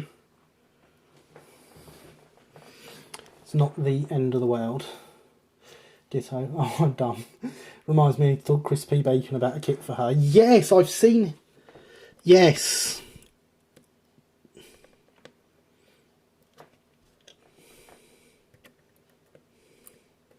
Chris P. Bacon, aka Dave.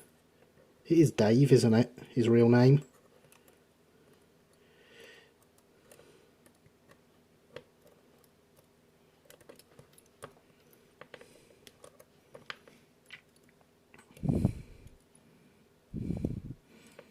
Yes, I forgot he'd done Little England.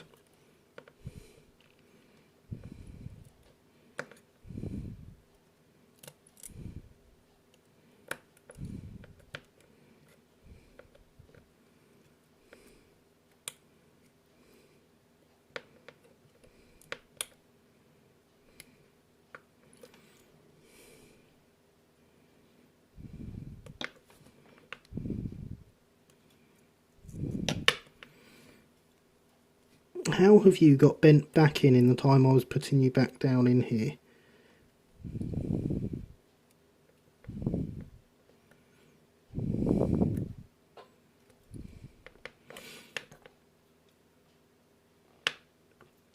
I mean, we're looking marginally better, but not 100%.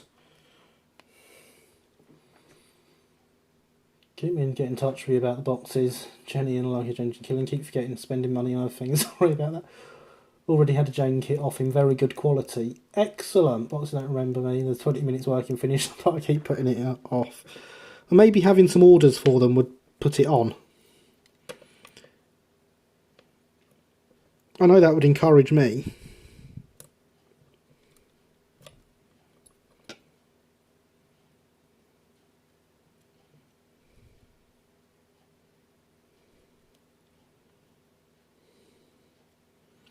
Right.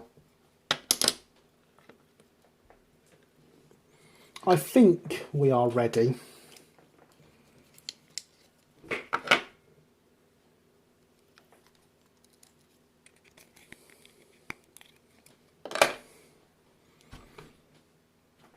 Where have I put my pin now? Even the anvils ended up... Oh, of course the anvils ended up over there. It's in the way of the... There's the pin. Let's clean the flux off of it. Wish I could dedicate all my money to the hobby. Too much stuff I need and want. I know that feeling, Alex.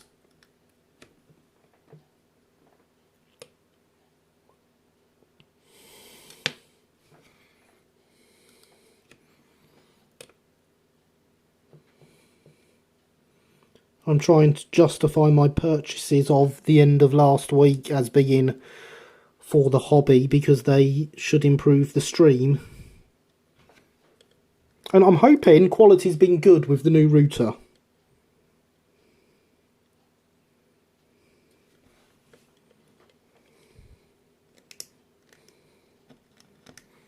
And we've not had any drops. Obviously no one's reported any lag, so I'm hoping that means everything has been absolutely fantastic. Even if it hasn't, that's how I'm choosing to believe it's been.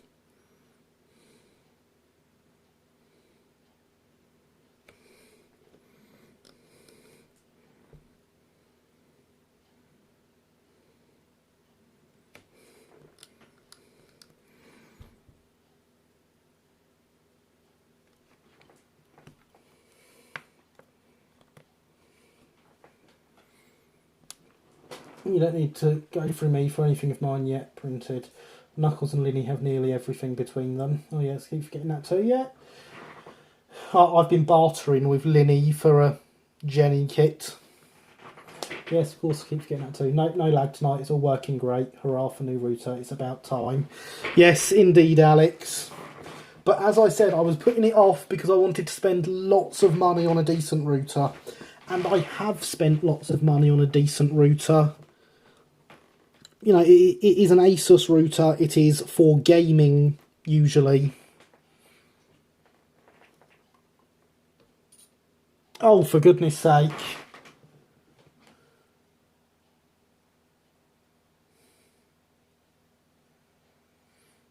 I have had occasional dropouts, but this may be at my end as I'm staying with my parents and their internet connection is not as good as mine at home. Fair enough, James. That'll be interesting to see a comparison between the two to know if that's what it is. We are, of course, also running on YouTube's ultra low latency for the first time, which means I need to be holding a better connection this end than I was before.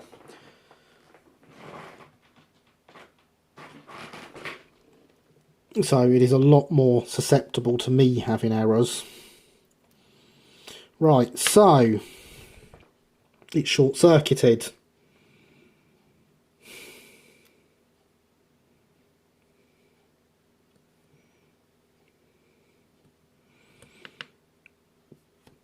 It did not short-circuit when the wheels and the pickups were not touching each other. This is not a good sign. This is suboptimal. Indeed it is, James. Indeed it is. Oh, look, my phone's just popped up to tell me it's been on for 2 hours and that I should think about turning it off and going outside and getting a life. Not even kidding. You've been using your phone continuously for more than 2 hours. Put down your phone for a while and enjoy the world. That is literally what it is saying to me. Well, not good indeed. Not good at all. So I'm now going to take the wheels off.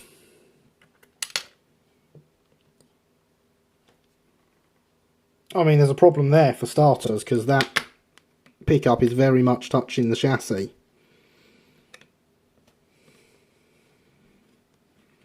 That we do not want.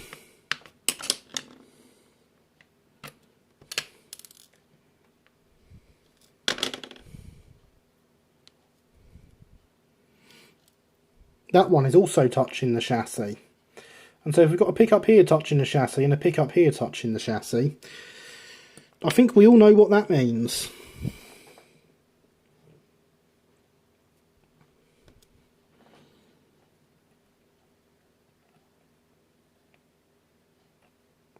I'm going to put these back on the ends of the axle before I lose them.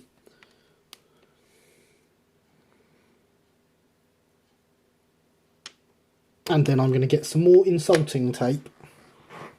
Get a life. Doesn't it know we are nerds? Of course we have no life. Indeed, Alex. Having a life is overrated. Although I prefer the term geek, personally.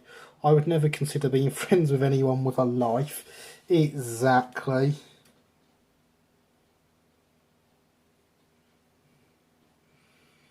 It means sparks will fly. Indeed it does, James.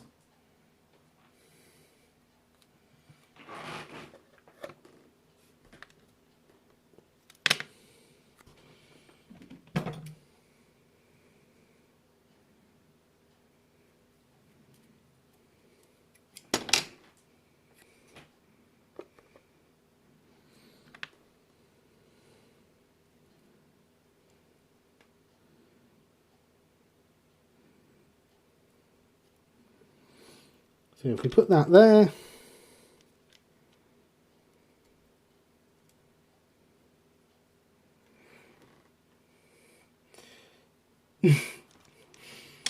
nerds greater than geeks.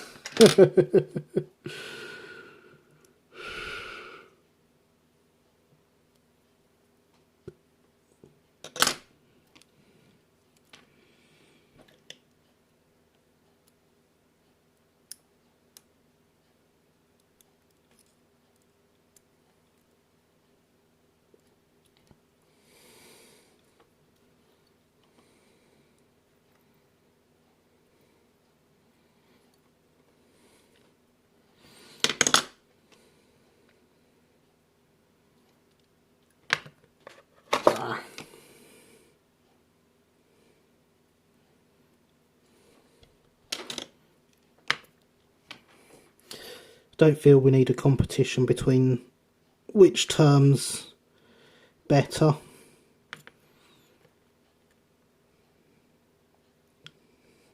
So I say I prefer geeks, but it doesn't make it right.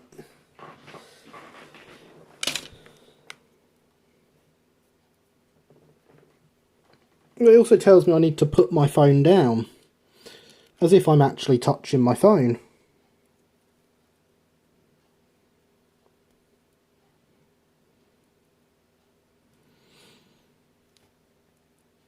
This will of course be another advantage to getting a new laptop and a proper webcam, is that I won't get notifications from my phone whilst I'm streaming.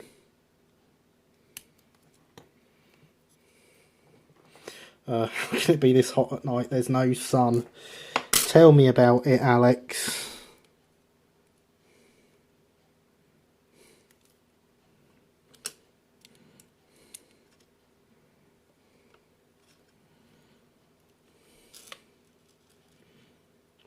Now, oh, there it is. I was about to say I'd lost that.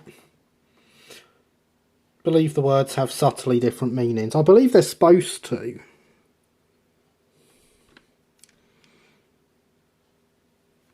I'm not convinced they do anymore.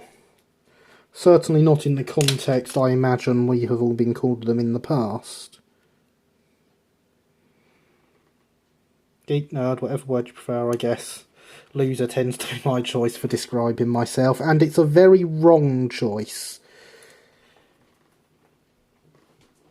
I'm back, working on Percy some more. Excellent, welcome back.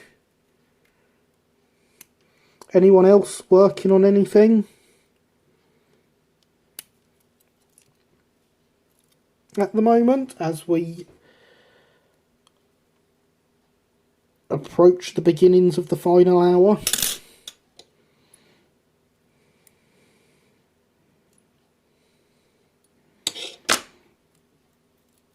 Right then.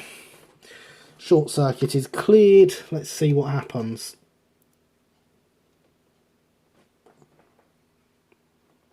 It has not shorted out. Anorak is the only one I find ourselves in.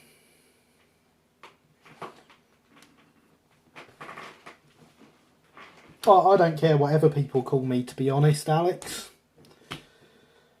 But as I don't stand out train spotting, I don't often get called an anorak. If you weren't a loser, I would have zero respect for you. Hydration is very important in this very hot weather. Do make sure.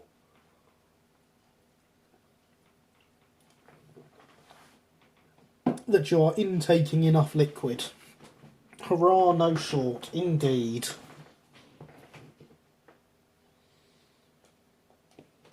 No reaction from the motor when I pressed the buttons either.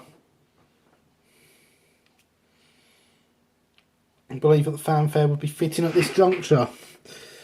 Well, I did suggest having music in the stream. Everyone said no. So a little background noise. Oh no! I superglued the ceramics down.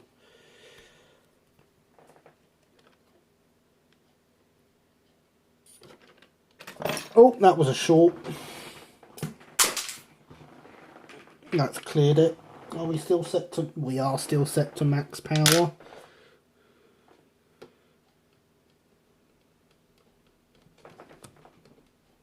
Nope, it's not just a case of the motor needing a jump start either. Okay, that's fine. We'll turn that down. We'll pick up these knife blades that I've managed to catch on my arm and throw on the floor, because knife blades on the floor are not very good.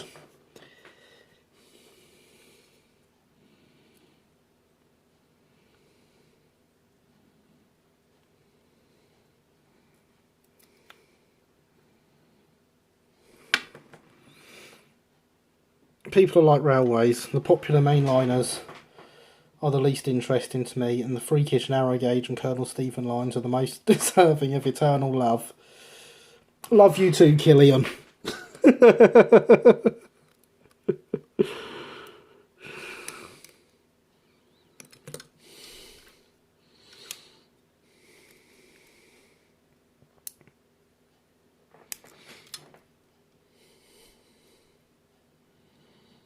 Definitely freakish.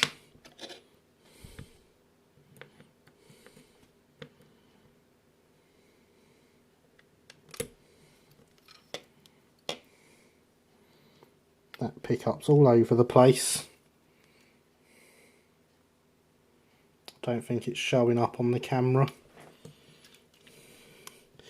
That's a shame, because I'm sure you'd be interested to see how much I've messed this one up.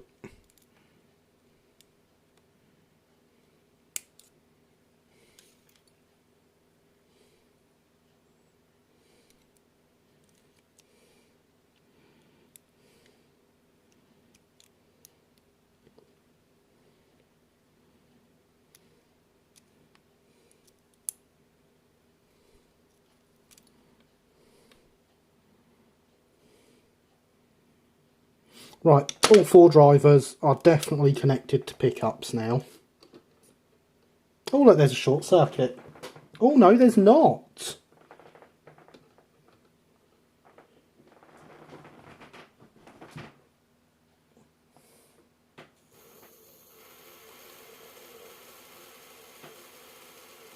How's that for a fanfare?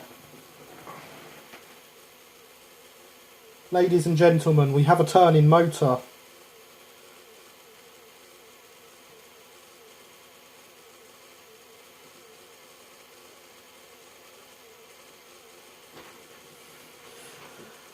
Fanfare is a different thing to background music. Yeah, okay, James.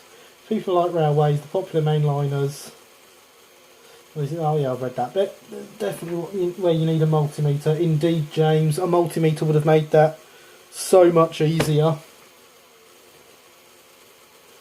It's a great way of looking at Killian. Put that on my gravestone. I'm too big to be narrow gauge. I have some broad gauge branch line somewhere. Still desperately holding out against standard gauge time. No interest in modern Underground. Hurrah, it's alive. Hurrah for turning motors. This is a start.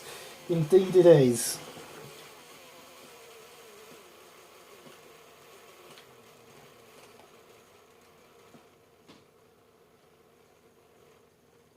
And that there is it still turning quite happily and quite smoothly on the lowest possible speed step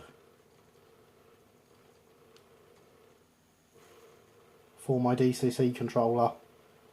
That motor is running absolutely beautifully.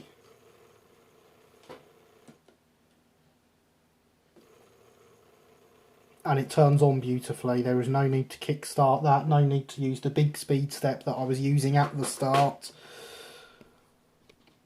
Oh, I don't think we're going to get to see any more detail, but it's a thing of beauty.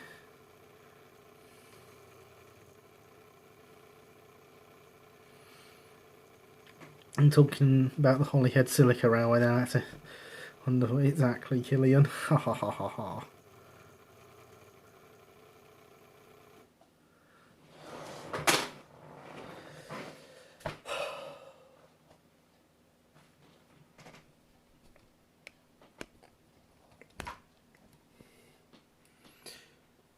A motor out of a Spitfire. This is kind of chilling.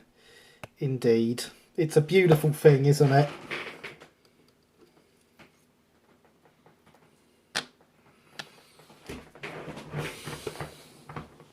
I'm rather happy right now. Suppose we should fit that cog to it, shouldn't we? Again, super glue temporarily will be replaced with Loctite.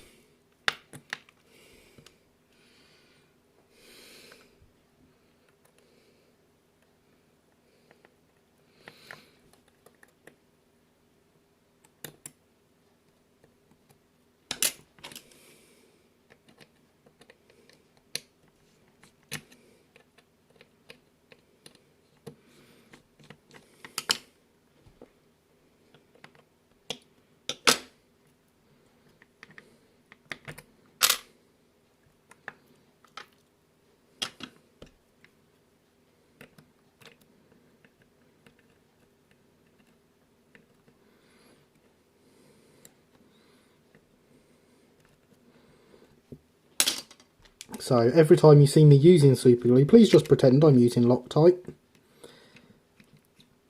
And if you follow along and do use my methods for building, make sure that you actually use Loctite.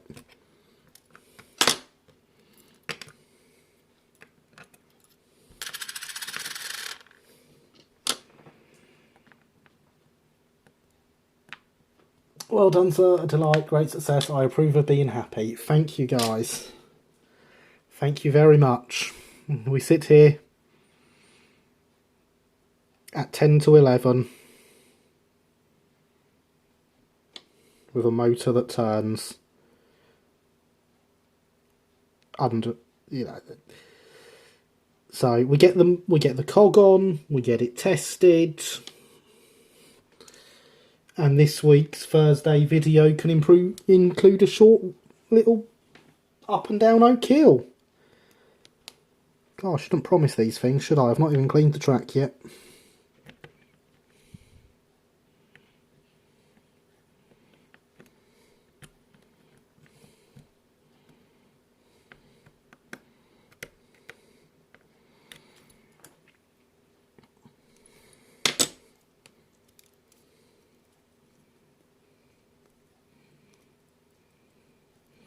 Oh, I'm bending the brake gear, that'll never do.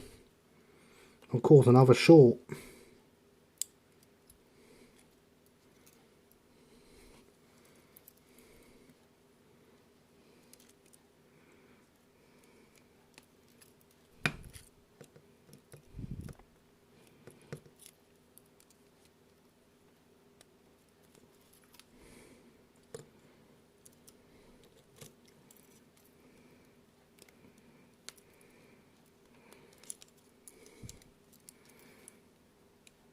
Always good when you have to fight with the cog to get it on.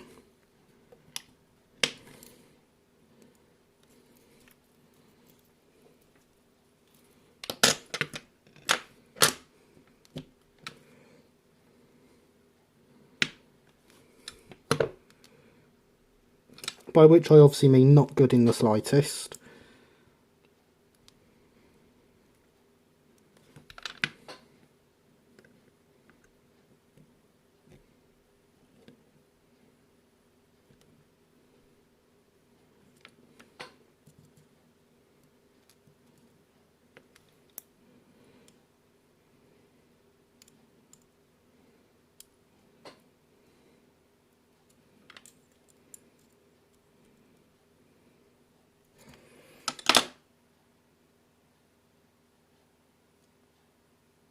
How many microfarads does your capacitor have incidentally?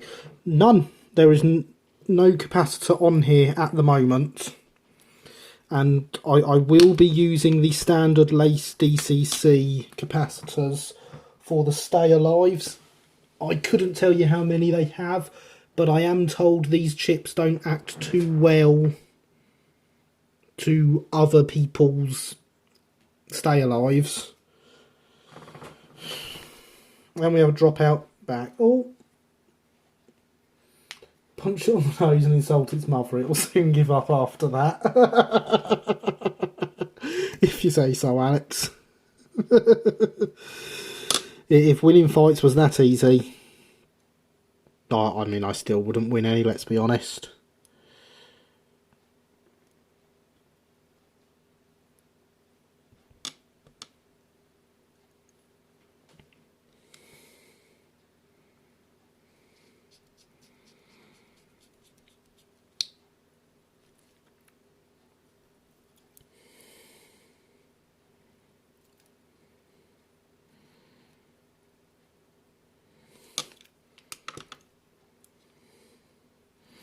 They are both facing up, so this one wants to face forwards.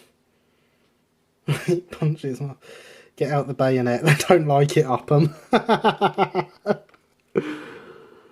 Oh, it's times like this I wish I could do impressions. Did I come at the wrong time? No, A1. Well, yes, A1. Were you not here a minute ago when I was making this thing make noise and it gave its own celebration fanfare? Help if I turned the screwdriver the right way to get it to tighten. I've heard that's a good thing to do.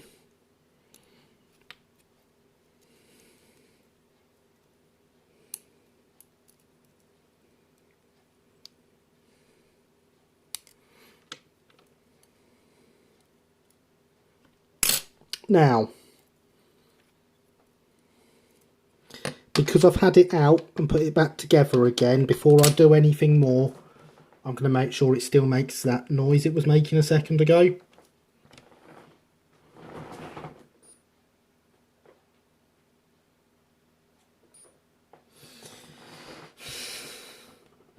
We are in the kingdom of silly puns. I must say I prefer the empire of tasty buns, but we can't have everything. No, sorry, I wasn't.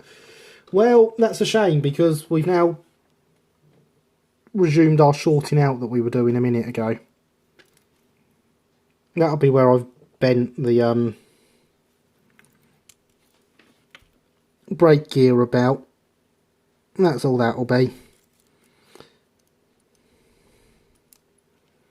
But I'd like to get that corrected before doing anything drastic, like sticking the cog in place.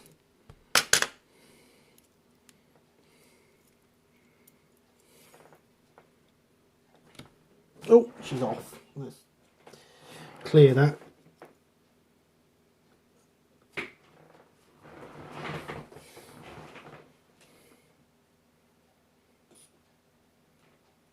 Ah.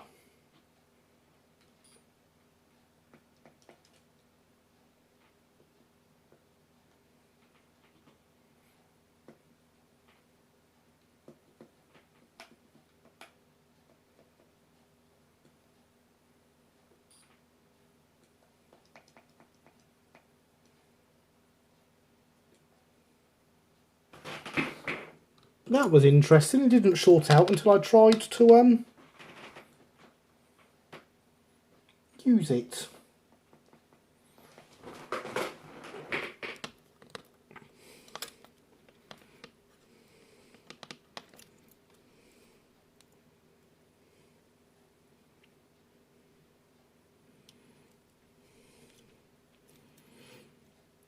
So I say it'll just be where I bent the brake gear when I was putting the cog in. It's not something that will happen again.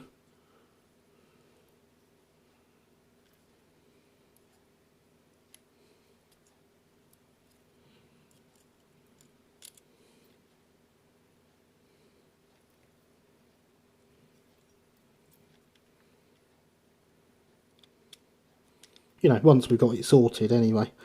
Ah, I see ya. I see ya. It's the back of this bit.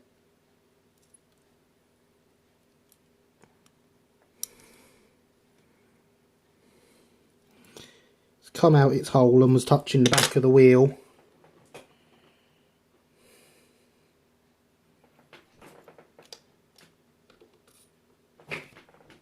He says, before shorting it out again. This does make commissioning seem attractive.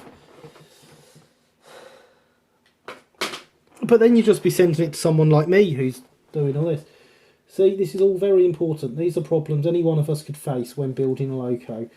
Indeed, this is the sort of thing, this is one of the reasons I wanted to do this as a live series rather than videos like everyone else does. Because everyone else says, yeah, look, this is what I've built this week. Isn't it great? But you don't see the work that's gone into it.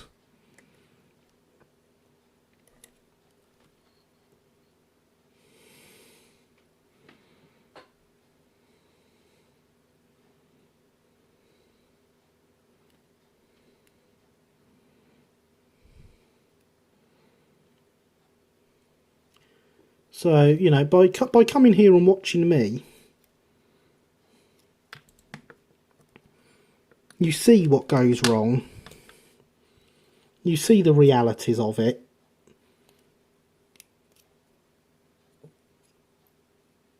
It's not just a, oh, I built this week, isn't it great? 2 questions about the trains thing, and also, sorry for bothering you about this. What type of engine do you enjoy more? Freights, branch line, expresses, etc. And do you like great central engines? I'm not answering... I like all types of stock movement. I am not answering questions about what I like because I don't want you sending it to me. Very strange that we seem to be shorting out on the rear wheels again, despite having done nothing to those. Let's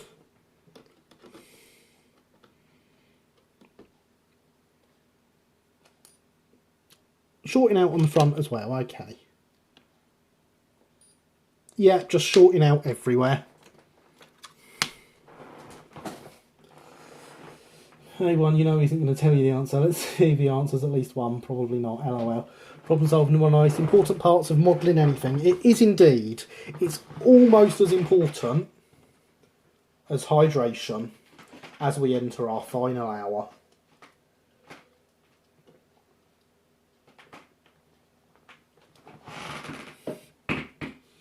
Problems like this are why, when I was asked how much longer was left of this build last week, I didn't say it'll be done next week. Because if everything had gone well, we could have this all built this evening. But that would require everything to go well, which is never a guarantee.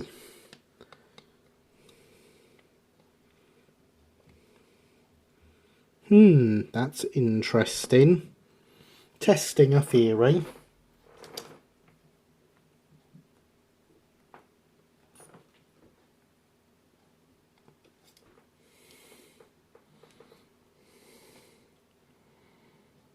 Right, that's still shorted out, so perhaps it's not that.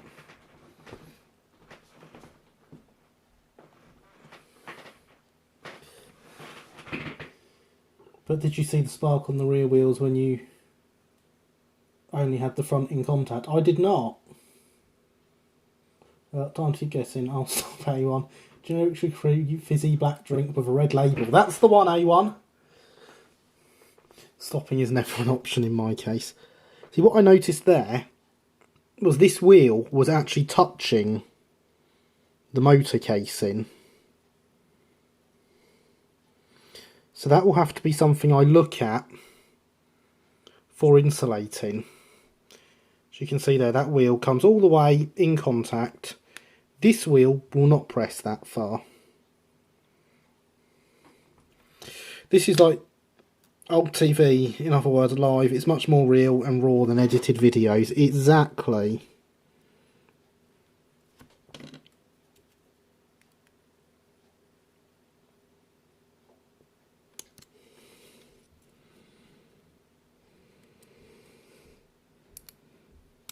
But whatever happens tonight, however far we get, we have made the motor turn.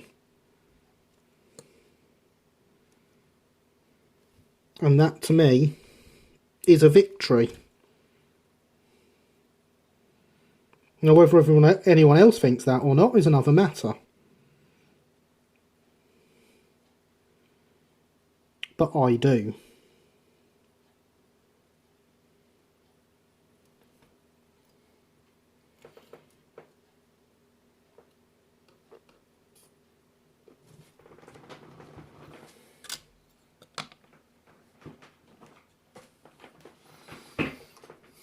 Exactly. By the way, dude, unrelated, but looks like I might be making my way to the Uckfield show. Awesome. That is pretty awesome, Alex. Are the wheels magnetically attracted to that motor, I wonder? That is what I am wondering as well, James. Really don't want to go to Wally. Yep, motor turn indefinite in progress. Yeah, why don't you want to go to Wally, Alex? But yes, if you can make Uckfield, that would be amazing.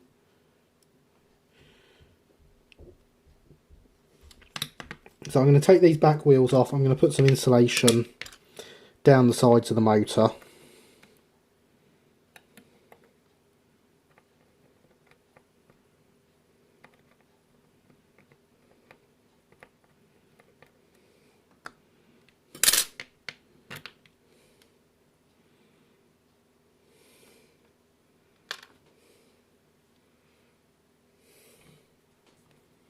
Just in case. Personal reasons Gary knows about. Yes. No, I can't say I blame you for not wanting to go. If you can make Uckfield, that would be incredible.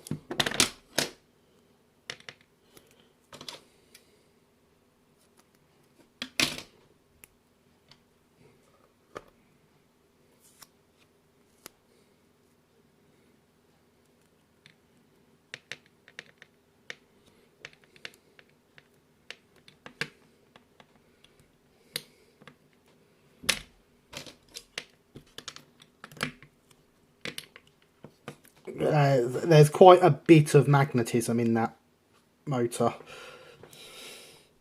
I'll admit, while I'm looking for Trains DLC for you, I've seen some people have moved Trains DLC into TS, so by power of researching I might do it.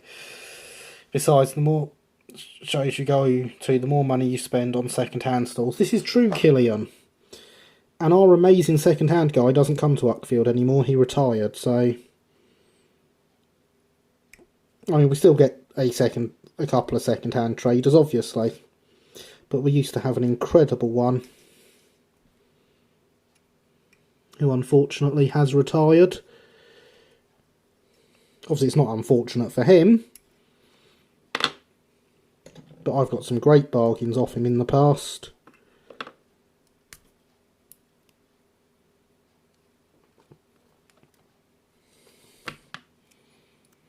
And I shall not be getting any more. So if I don't, then it's just a gift for you. But I don't want you gifting me stuff for trains. What is on at Uckfield anyway?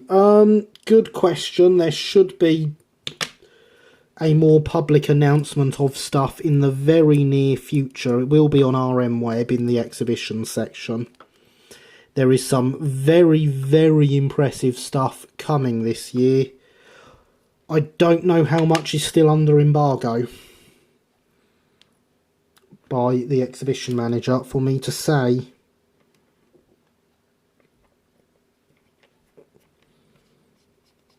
So I wouldn't at this time like to speculate. But yes, there is some very, very impressive stuff. I'm seeing the exhibition manager on Wednesday.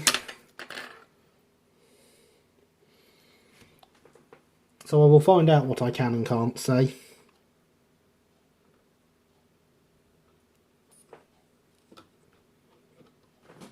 I don't think that shorted off the back wheels that time.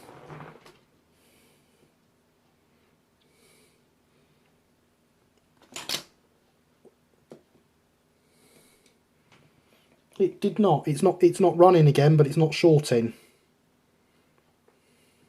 Purposely never take money to model railway shows for that exact reason, can I?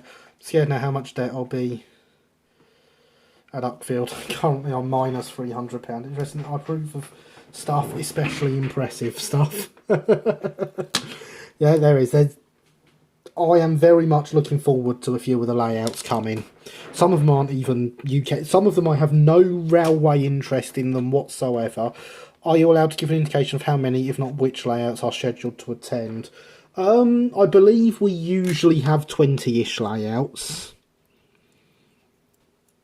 I will probably, let's say, I'm meeting with the exhibition manager on Wednesday. I may well have full details for everything after that. I will certainly get what details I can out of him to pass on to you at next week's stream.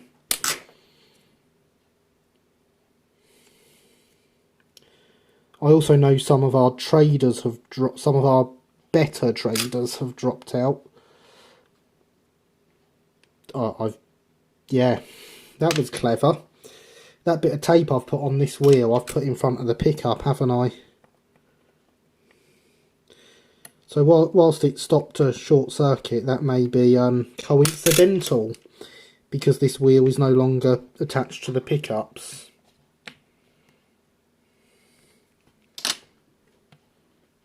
At least 16 according to the website. I am very excited. Is there much info up on the website yet?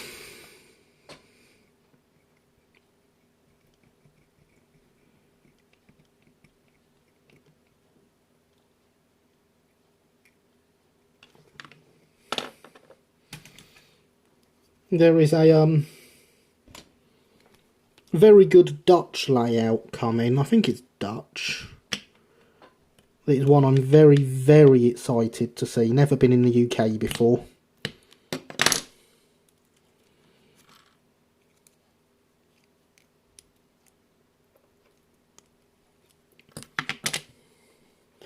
And it is astounding.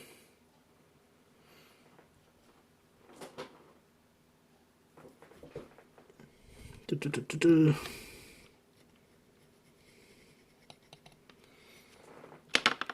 also finds freeware for you. I can find freeware. The only southern thing is an LSWR 080. The route is actually really straightforward. It's mainly the time it will take, but should be fine. Fair enough. I didn't expect it to be quick.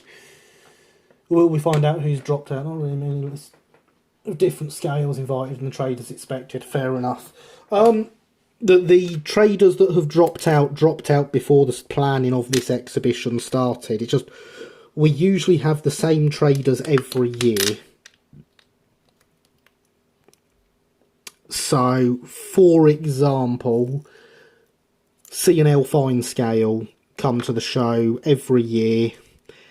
However, the new owner, I think he's had it for 2 years now, has decided to stop doing exhibitions altogether, so he's not coming this year, which is a shame. Because obviously C&L Fine Scale do a lot of excellent stuff.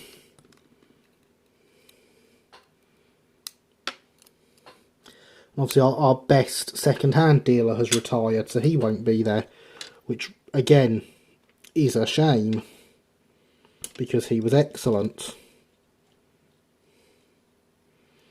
But we will have Squires there, who are always good.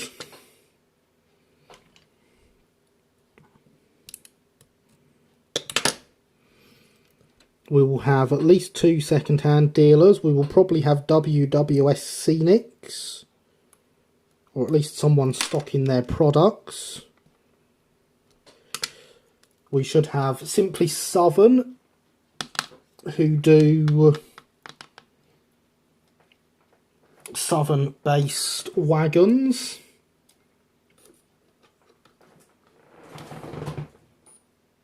Right, and now we're shorting again.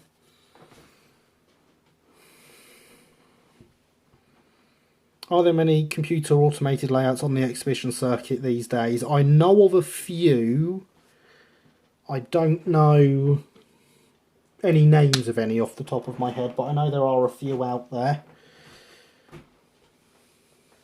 That LSWR 080 is fictional. They never built one.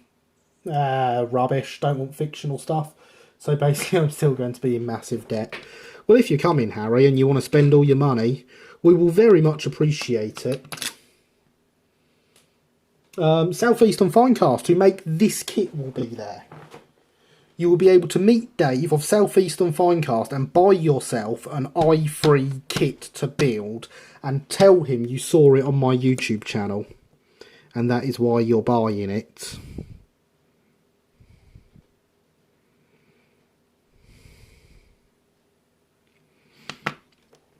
I've had a thought. I could be way off here. I'm going to take the cog out and see if we still get the short circuit without the cog in place. Now this shouldn't do anything. That is cool. I look forward to seeing it. Seth, yes. They will be there. Very nice man he is too. Roxy Mouldings will be there. The other Dave. The two Daves that do not like each other.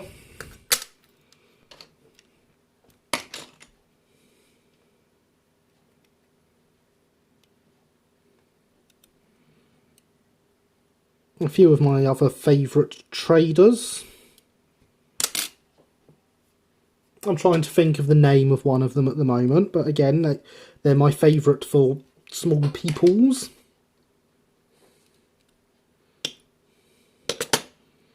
and I have lots of their people. In fact, I have the box of people here. Dark Castings will be there. That's who it is.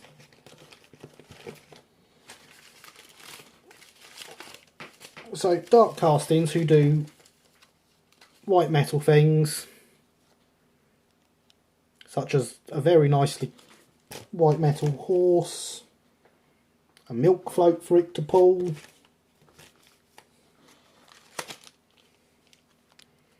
coal merchant's drays. Don't believe Dave is likely to be for sale. You never know. Harvest's cart.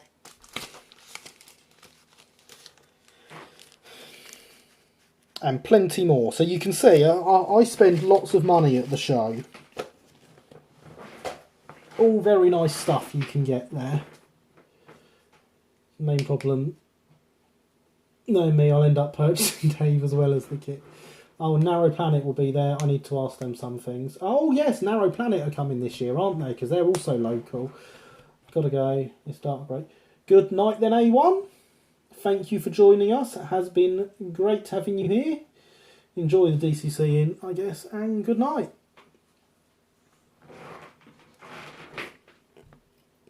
Yes, good night. Thank you for coming.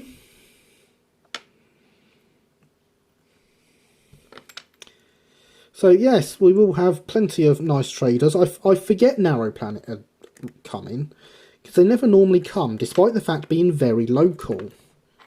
They are literally a half-hour drive away.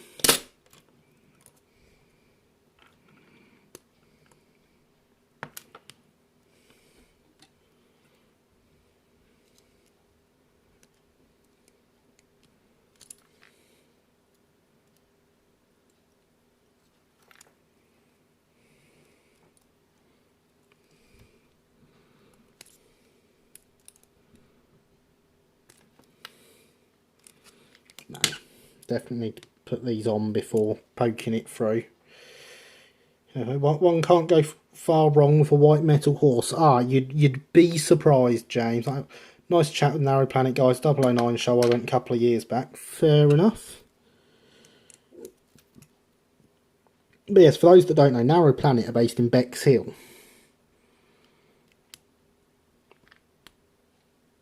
Which is not far from either here or Uckfield.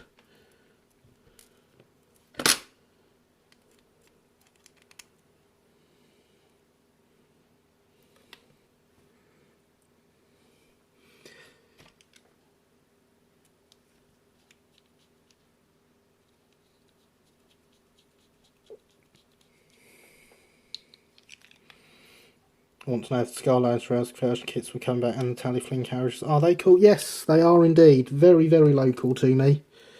They share an office with a man I do not get on with. But he doesn't know I don't get on with him, so when I see him we get on very well.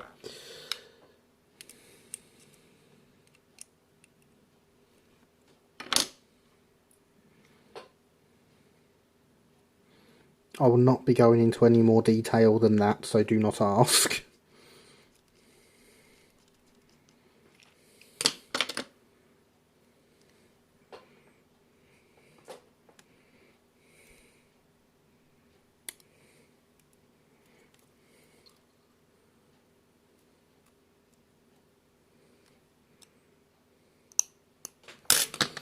Right, yes.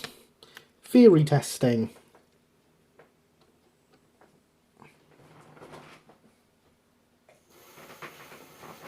Well, that confirms that then.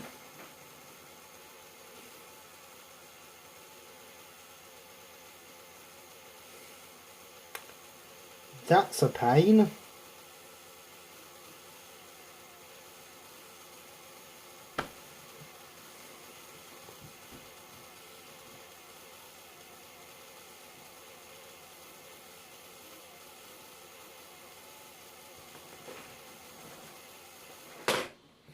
So, ladies and gentlemen of the stream, what can you tell me about this cog that I've just removed and it now works when this cog's not in place?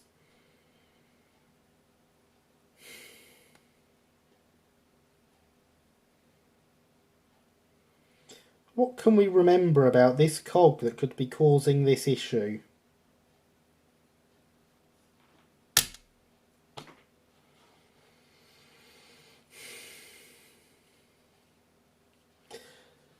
I'm going to get a drink because hydration is important and it's nearly 11:30.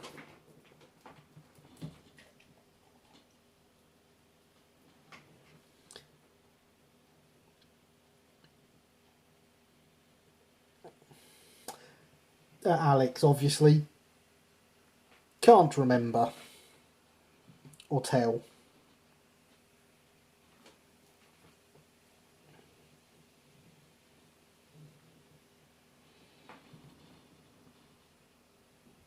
But that's okay, Alex. The cog conducts electricity. It does indeed, James. It's made of brass. Is it possibly the bearing insert being off centre? No, it's creating a short circuit.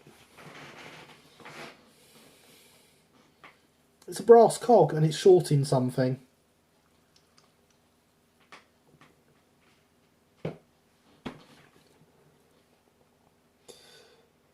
Sorry, I am dumb, remember. No, you're not, Alex. It's brass.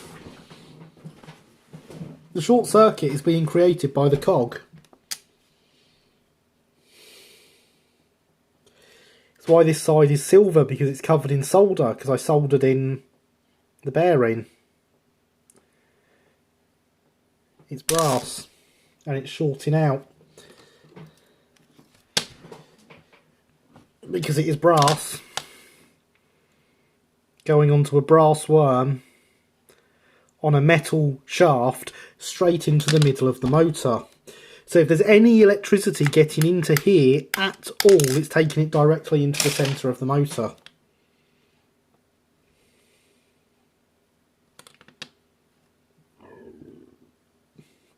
And there's not a lot I can do about that, other than replace the cog.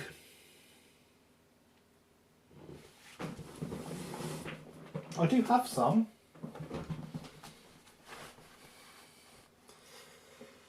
Steam doesn't have these problems. Indeed, Alex. Neither does words, Gary. Clockwork. I say we go clockwork. I don't think I have a plastic cog that size. Steam is best, indeed. I think this one is too big. Yes, and the teeth don't look right on it either. Plastic cog, some other material. Just anything that doesn't conduct electricity, really.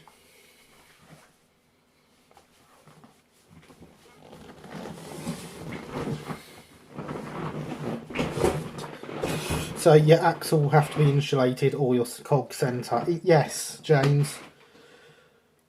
Could you not have an insulating bush? Yes. Would some paint around the axle do it? Possibly. But it's already quite a tight fit, so I imagine it would take the paint off.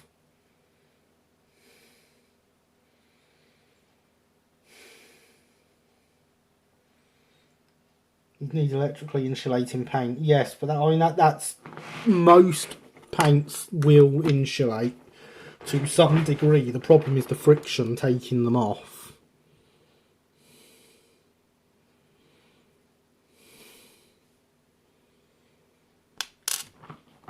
What do I one of these wheels? Yes, these wheels do have plastic bearings in them, but that one's not going to come out.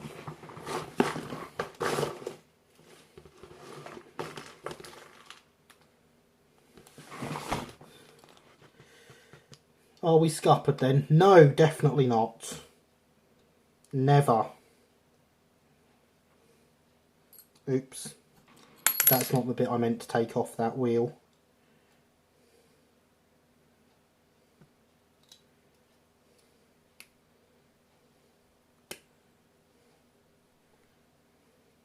Can you not isolate your axles? Yes, there's stuff you can do to these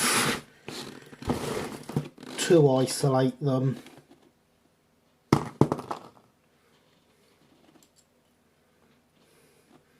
Well, who knew after all that it was the blooming cog? Exactly.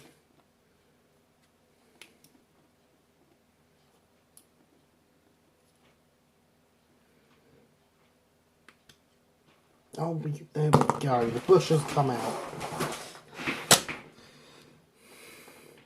Sounds painful, Mr. Pet.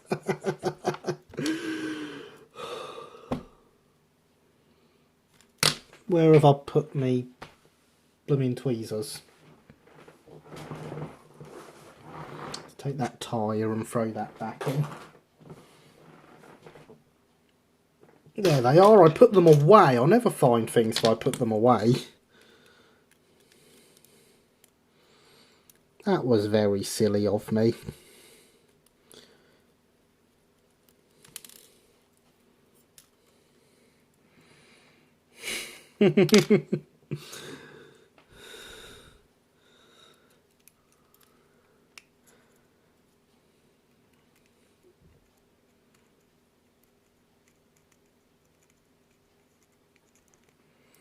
Again, those important public service. Now people will know what to look for if they are having this problem. Exactly, Alex. And that's the whole point. I want people to learn. Oh, that wasn't good. I know I have more of these axles, but I'd like to not lose them. There's the bush. Let's see, it's going to come up on screen in a second. There we go, it's going to go flying off. What direction does it fly off in? Let's see if I can catch that. Nope, no idea. That's a pain. Especially since, whilst I do have more of them, they are not directly accessible. I'll have to go find one in the drawer. That was very silly of me. Well, that escalated quickly. Yes, indeed. So we know now that that bush is slightly too tight on the inside for that axle. But that's a good thing because a tight fit won't slip. So perhaps we can get one fitted to a Romford axle and have it hold itself in place and not actually need the Loctite even.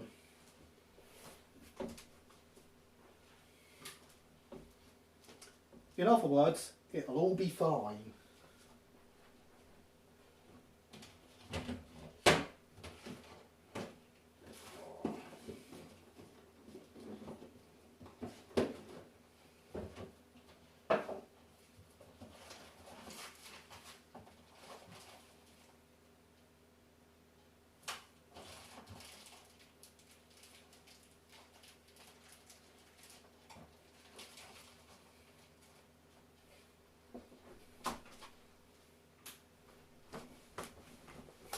And here we are with another axle, just as if I'd planned it.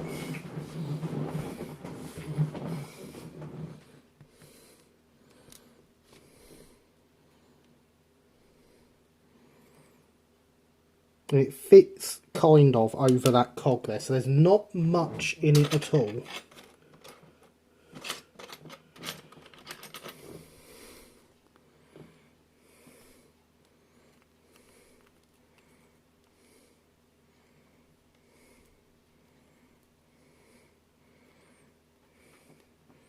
Need the Monty Python intermission for these rare moments. Indeed, but this is YouTube.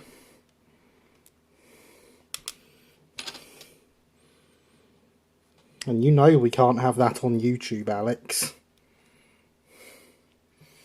Woo, new axle. Yep.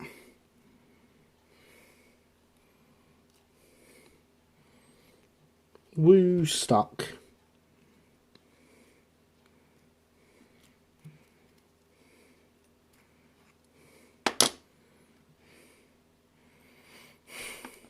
Fair point, yes. You are well aware we can't have things like copyrighted music.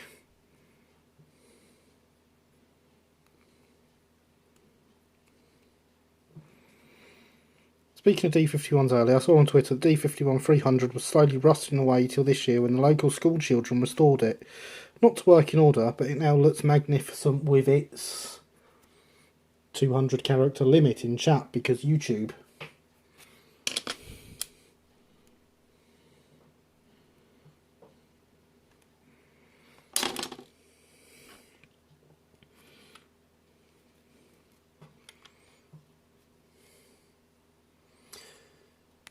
It is pretty awesome that that's happened though.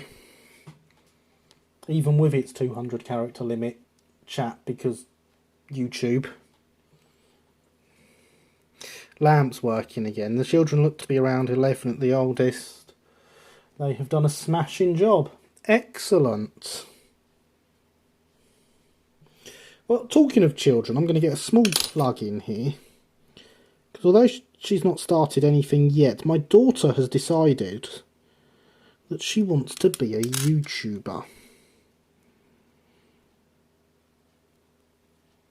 And she is going to be a gaming YouTuber.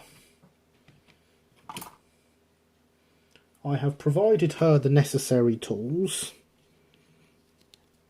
but as yet she has done nothing with them.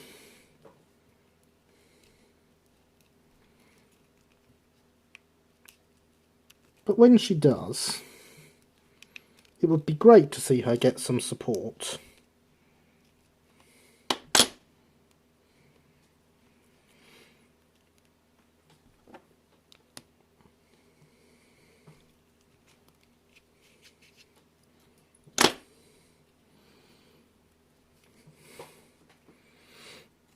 Yes, she has made this decision this week.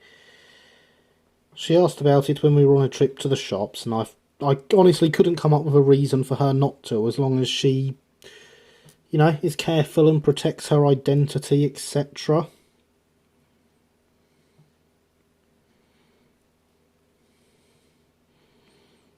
I did explain to her the internet is a very toxic place, and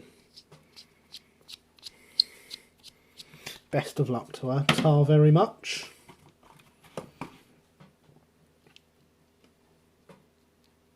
Needless to say, we'll gladly support her. Much appreciated. I'll sub, let me know when she's up and running. Will do. Well, as and when, we should all go sub and smash that like button. Indeed.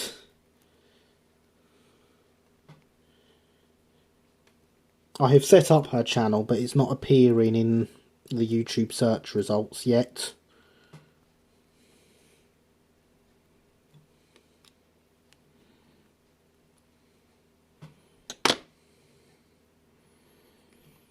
But yes, support for her launching this would be very much appreciated. She's going to be doing a little bit of Minecraft. She's got a couple of other games she wants to try out.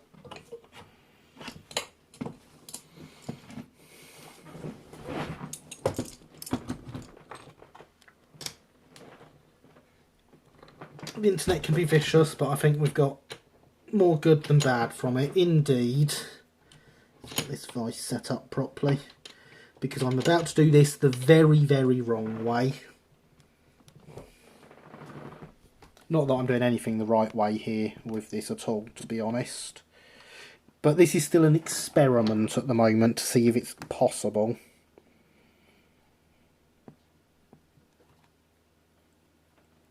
So the amount of awesome people I've met through the internet outweighs the bad. Yes, that's what I'm kind of hoping is going to happen with her. But of course we have the advantage of not being female. Oh, you are brilliant people, and my other internet friends. Well, you say that, Alex. I pretend to be brilliant while I'm on the internet.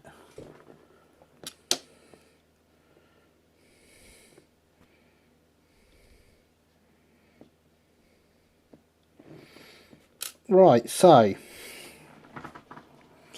insulation. It's very true, yeah. She has the added disadvantage of being female on the internet. And of all the things I could be in life, a teenage girl on the internet is not one of those things I would ever want to be. Evening all, Tidy Lurking decided to say hi, and yes, hopefully she succeeds in whatever she decides to put her mind to. Good evening! I saw you subscribe the other day. How long have you been lurking for? It is great to see you here. Thank you for popping by.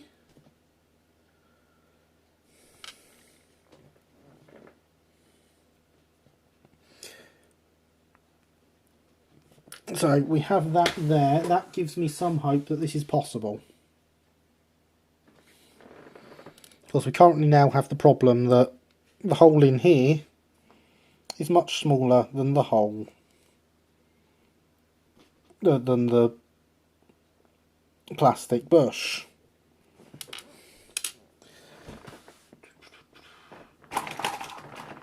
And, oh, there go the cotton buds. That was silly.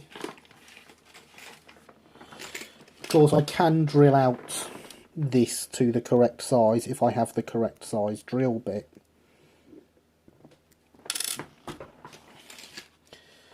I won't be doing that tonight for what should hopefully be obvious reasons at 20 to midnight.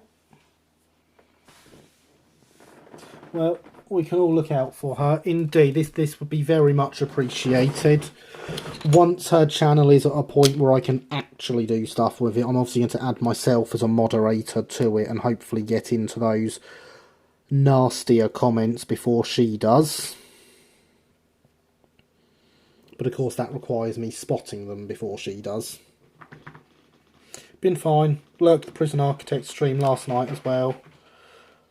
Working on a pack of Wolfen and listening to you all. Oh, very nice.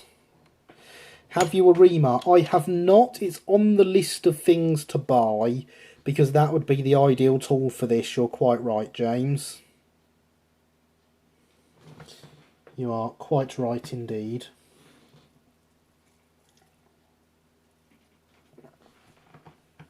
Happy tomato tar, Christopher. So I say, if I can get in there and just get rid of the nasty of the comments before she sees them, that will obviously make things a lot nicer for her experience on the internet. And in fact, she does like the idea of doing YouTube as a career.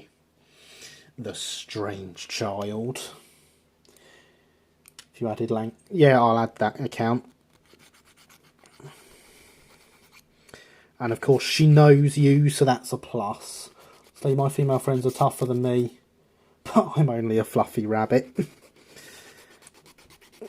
Fair enough, Killian.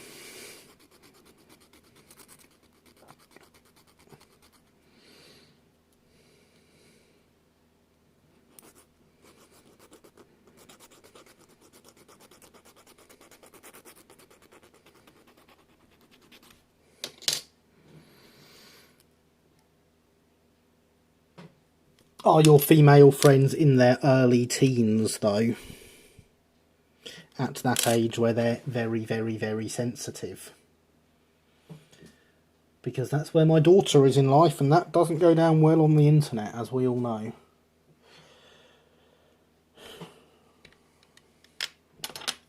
Right, so we have 20 minutes left. We have a sort of unresolvable situation for the sake of this stream.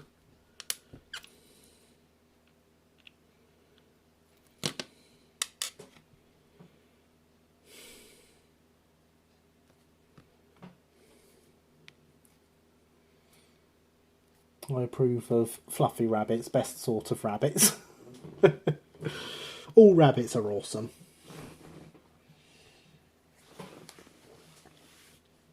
So, we're going to discuss the problem at hand. For those that may get caught into the same trap I did and of not thinking, Fire Kitten, the female YouTuber I'm good friends with, is good at shutting down the freaks. She's an adult, so it's easier, but I'm sure your daughter will eventually give as good as she gets. Hello, Luke. Good evening and welcome. It is good to see you here. I have lots of parcels for you when the post office is reopen. Because, you know, you would choose to tell me to send them on a bank holiday weekend, wouldn't you?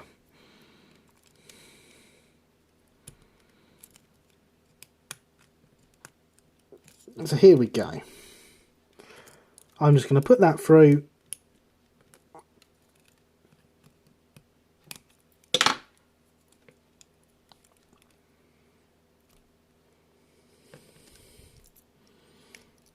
And get it in place, because all I want to do is discuss the problem.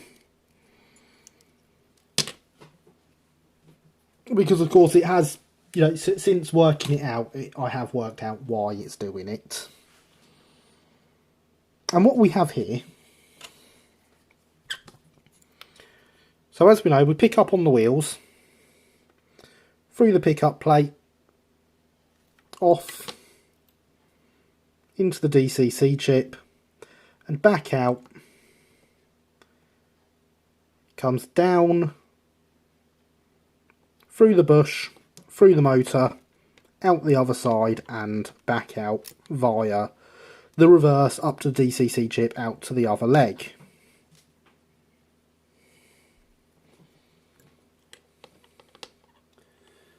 Of course he would, it's Luke. Yeah, exactly, Al. It's going to be like Christmas come early. I can't wait, I'm sure it is. What we also have here is obviously, for the sake of transmitting electricity, all this is metal. So these come down onto a big copper plate, which goes onto a metal bar, coming down through onto this brass worm gear. Well, I did say you could send the parcels while I was on the other side of the channel, but that wouldn't have worked. Yeah, there's no point me sending them to you so they can end up getting sent back to me, is there? So the power is coming through here, into there, down here, into this brass worm, which goes then through this brass gear into the axle, which is directly connected to the chassis.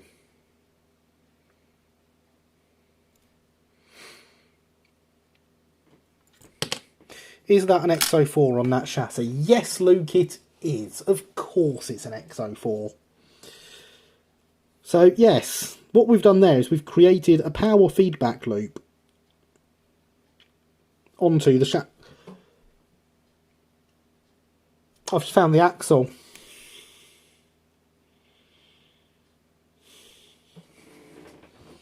I've just found the missing axle. Has anyone else seen it yet?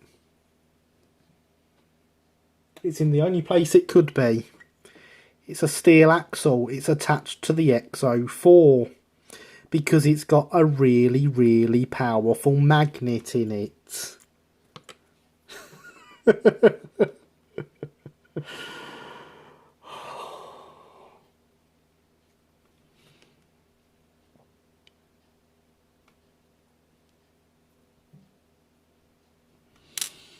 So yes, what we have done is created a way for the power to be coming straight back to the chassis.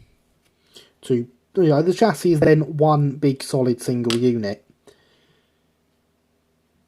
It's getting power off both sides at the same time.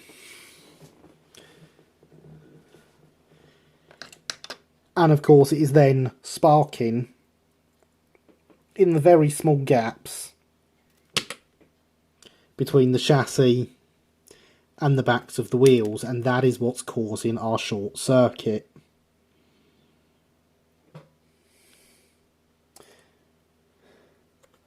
Bloody good motors for having been designed 70 odd years ago. They're the best motors. Especially when you've upgraded them with these really, really, really powerful magnets that steal your axles.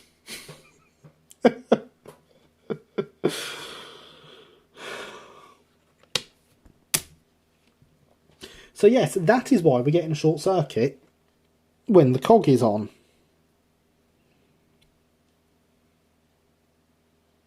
So this actually leaves us with a couple of options. There is the option we're looking at here, with the bush going on to the middle of the axle for the cog. However, we could leave the cog as is and replace the bushes on the chassis with plastic, or nylon in fact, which may actually be the easier option here. So I'm certainly going to have a think about how we do this now that I have worked out properly what is going on. So that is where our issue is coming in. Obviously another option would be to insulate everything behind the wheels, as we've done here.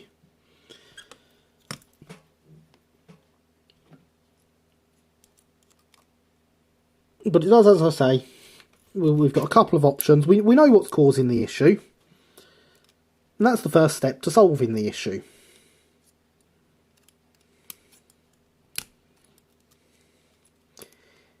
If you know why it's broken, you can find how to fix it.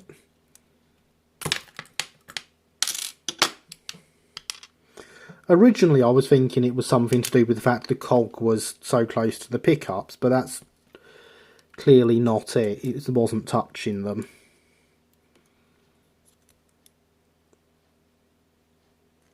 So there is our problem. Whichever solution, it'd be interesting to see. Yes. So that's how I'm going to have a think about that through the week and decide. I'm going to take it all apart and decide what's going to be the best option for fixing this. And I will probably discuss my whys in Thursday's video, which will mean I have to delay filming it a little bit.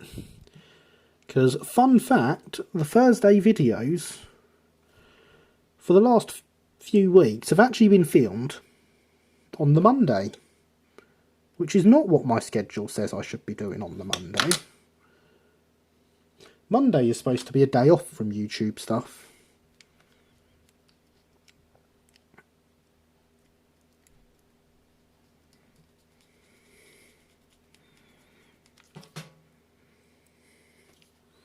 But for the past few weeks, that is when I have been filming those videos, so that won't be happening.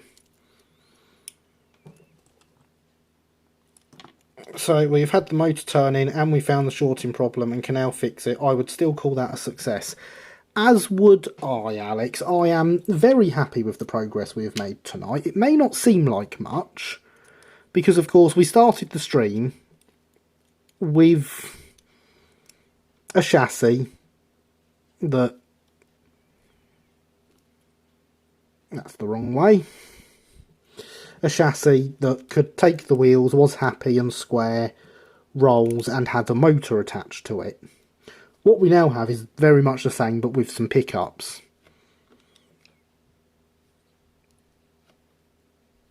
However, what this stream has been, very much, has been a problem-solving stream. Yes, you should have a day off once a week.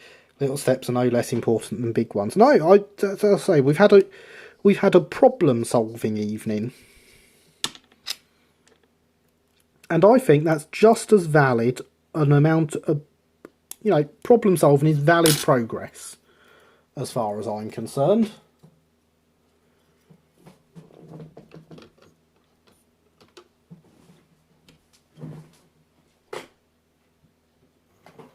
As is that. That motor is turning.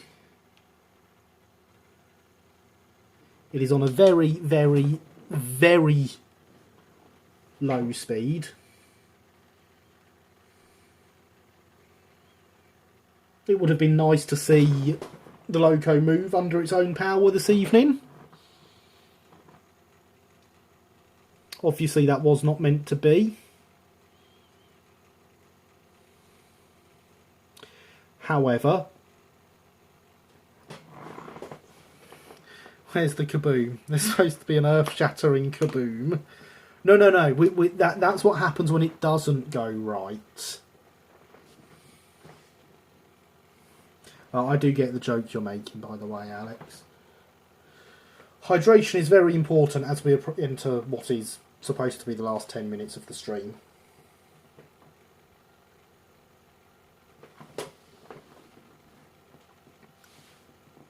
Guess a few minutes to kill, no offence.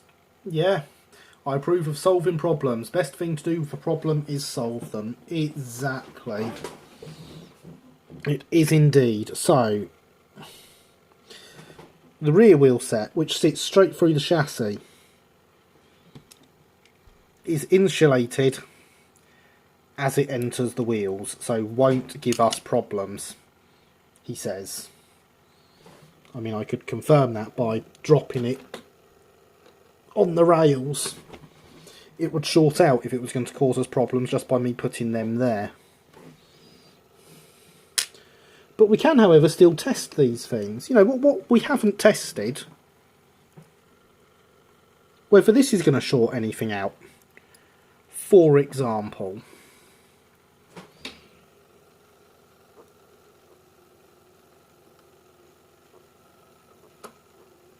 which it would very much appear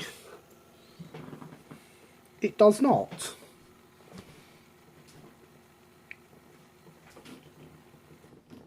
And that is always good.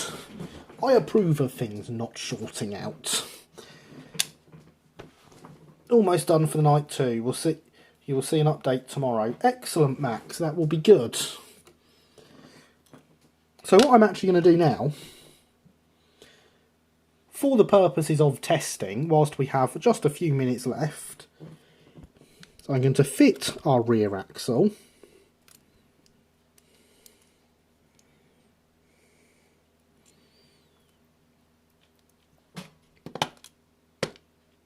I'm going to haphazardly wrap this around inside here. I might just feed it through the cab for the minute. Because what I want to know is, are we going to get any short circuits by putting the body on? No shorts equals double plus good. Yes.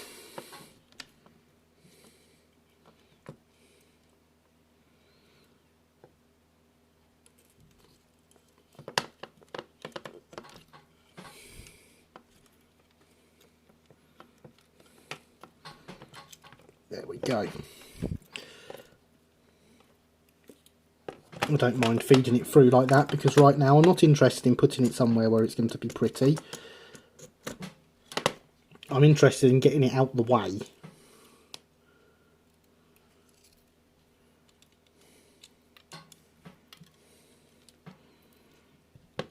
To somewhere we can find out whether it's going to work or not.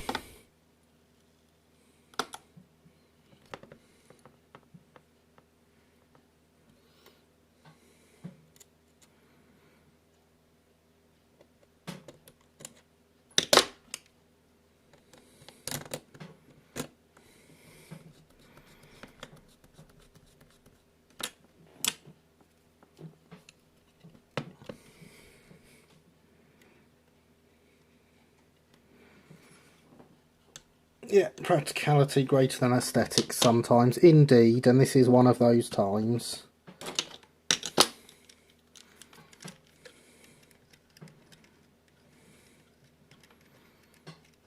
I will worry about putting the chip somewhere where it'll look good once we know everything works.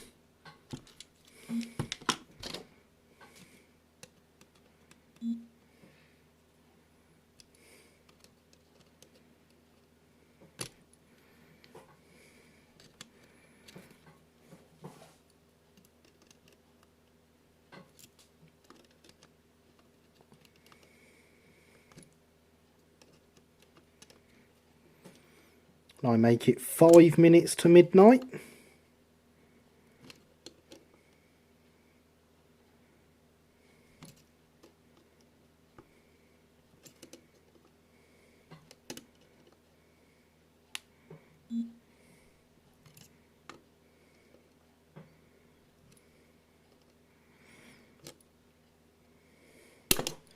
And that is tightened up to where it needs to be.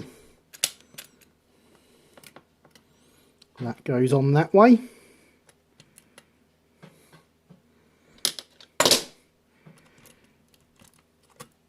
It's good that I'm quiet with my tools and don't drop them everywhere.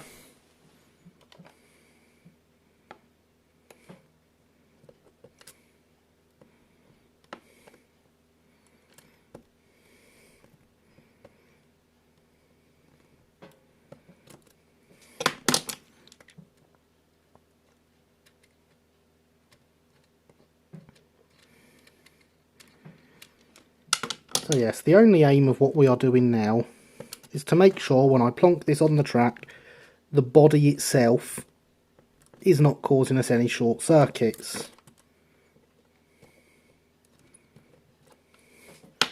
And I'm really hoping it doesn't, because that would be a terrible way to end the stream, wouldn't it?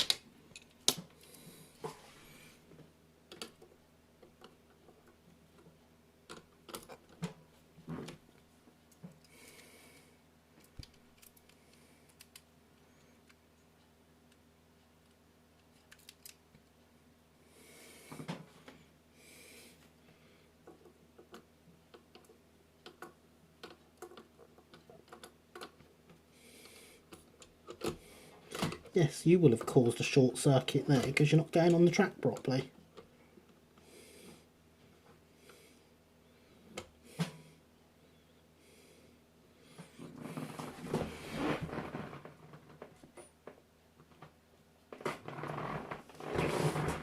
Something terrible way to end the stream. Oh, you're not on the track. Interesting.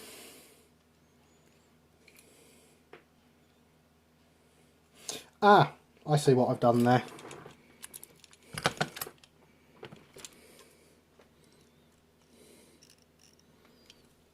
I had all the wheels touching, the crank pins touching the body. That will cause short circuits. That's a very silly thing to do. Still turned off, right.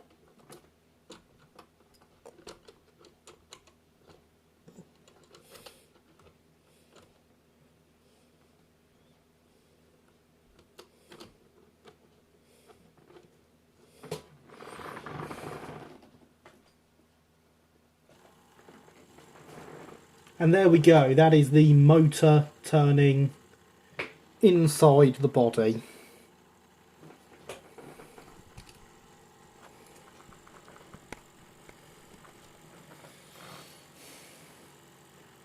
Don't drop them everywhere like I did once on stream, which is one of the reasons they don't live in that drawer anymore. Yes, I remember you doing that on stream, Luke, and then forgetting to turn the stream off. It was rather funny. Does look good with a body on. Yes, it does. It's an absolutely gorgeous loco, isn't it? Let's pretend it's got a roof on it and not a chip sticking out the back. It is a fantastic looking locomotive.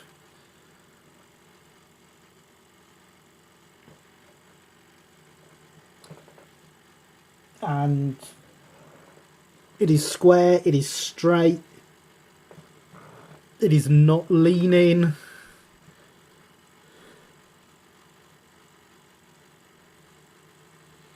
We get that problem with the cogs sorted next week, and she'll be a runner.